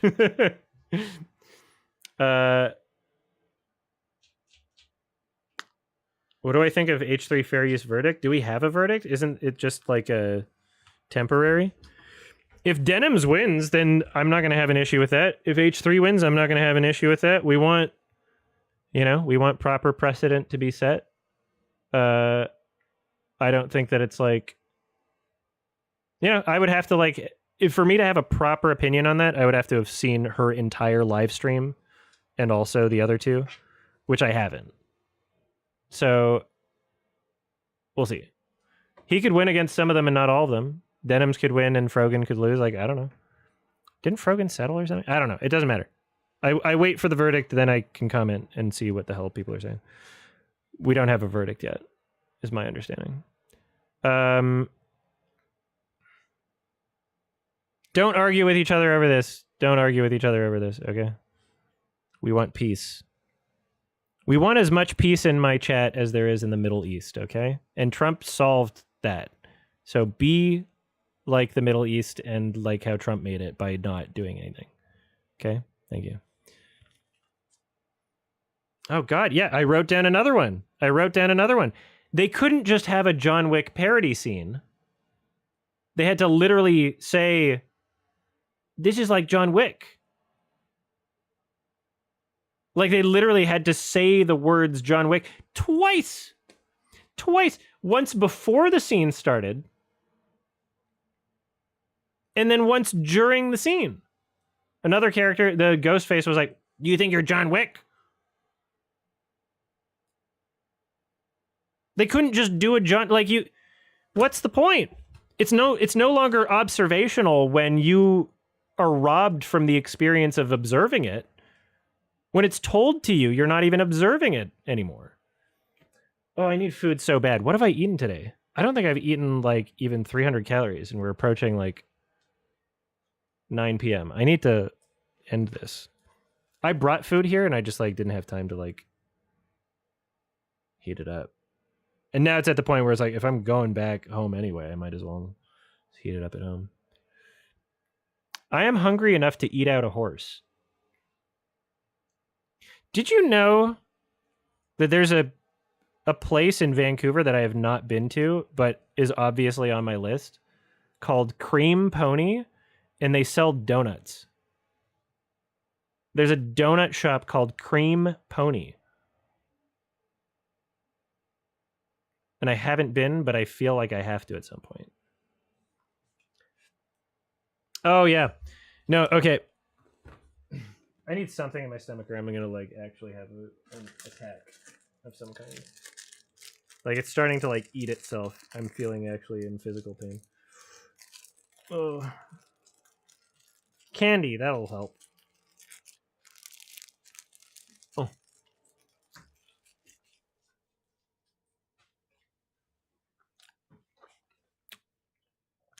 Hmm.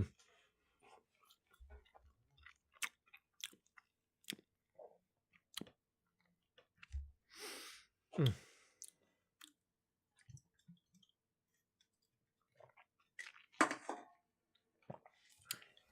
Okay, hold on.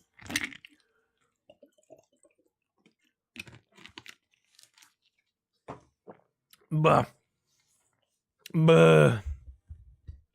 All right.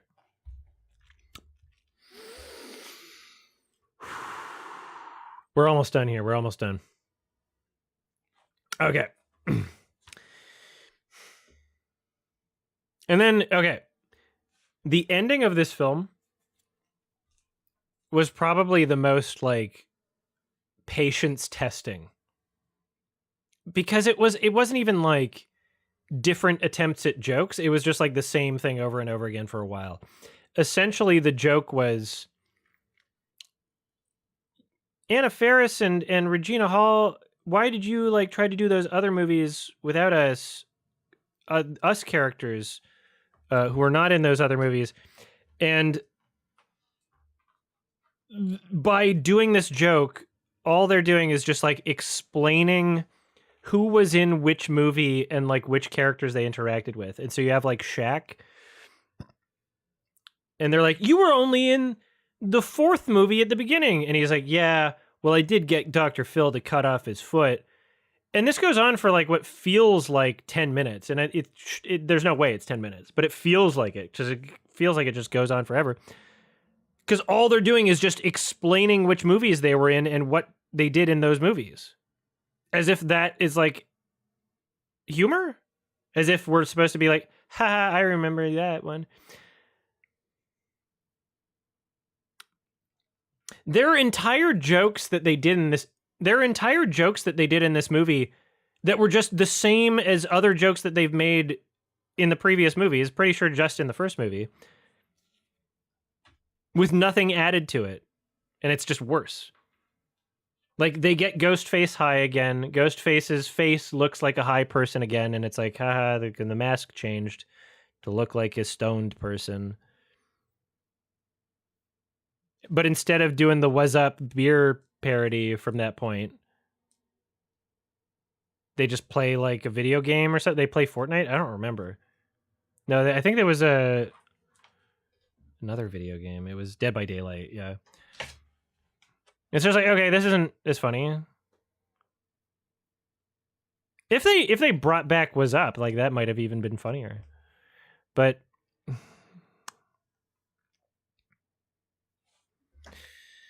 and then like, yeah, just to like fuck it. Things that feel identical. And then the movie just fucking ends. Like, there wasn't much of a climax, there wasn't much of a build-up, there wasn't much of anything that made it feel like it was going to end. Like, they just kind of leave, and then it shows their butts as they're walking away, and that's like supposed to be that's what the movie ends on. It's just like, they have butts. Like, okay. So, you know, I still love Anna Faris. I still love Regina Hall. I still love Marlon Wayans. I was going to mention earlier, like, he's still funny as Shorty, even though there's like an aura of it that feels pathetic because he's so old and not doing it as well. Like, Marlon Wayans is still lots of fun. And I love him in Requiem for a Dream as well. You know, like, I'll continue to enjoy people that were associated with this movie. And I'm not going to pretend to know, like, who's responsible for what, or, like, what thought came from what mind. And even if I did, it's not like, you know, it's not like, oh, I got to cancel them or whatever. Like, Not like what Trump is doing with comedians and etc. And people who make memes about Charlie Kirk even. Yeah. Cancel culture not my thing. Unlike a lot of MAGA people.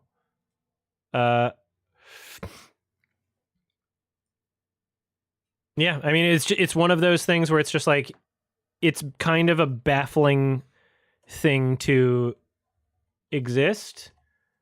But not in any way where it's fun to think about. It's kind of like more just concerning.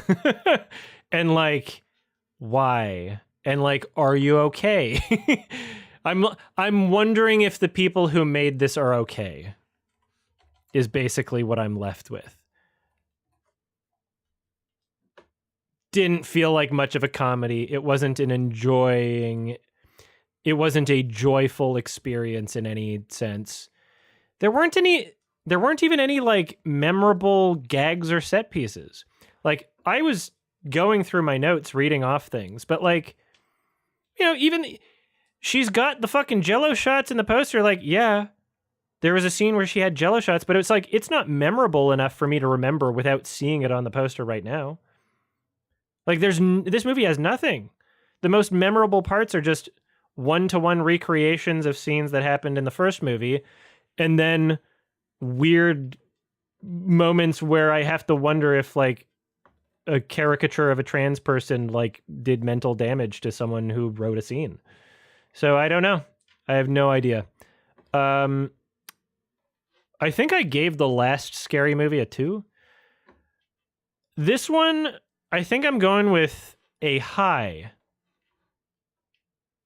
1 out of 10. It was either going to be a high 1 or a low 2. There's really not like anything in this that's redeeming at all. It's like it's a very joyless experience, and it's not well shot. It's not memorable. Like it doesn't serve any purpose existing, and it's so lazy and just does not respect existence. Like it prioritizes the dumbest people in the audience and then still makes a really boring movie. Like it was that was just a, well, I'm here for the long haul and eventually it'll be over type movie. It was in the same vein as I didn't do anything, just get me out! Type film. So, thankfully it wasn't like way too long though.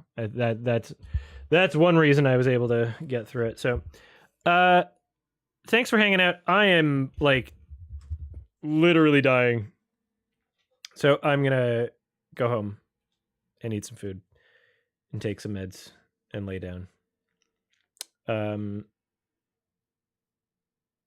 thanks for hanging out, everybody. There should be an edited version of these quickies. I'm going to figure out who's going to do that and stuff. Thank you. Bye. I will raid someone on Twitch probably.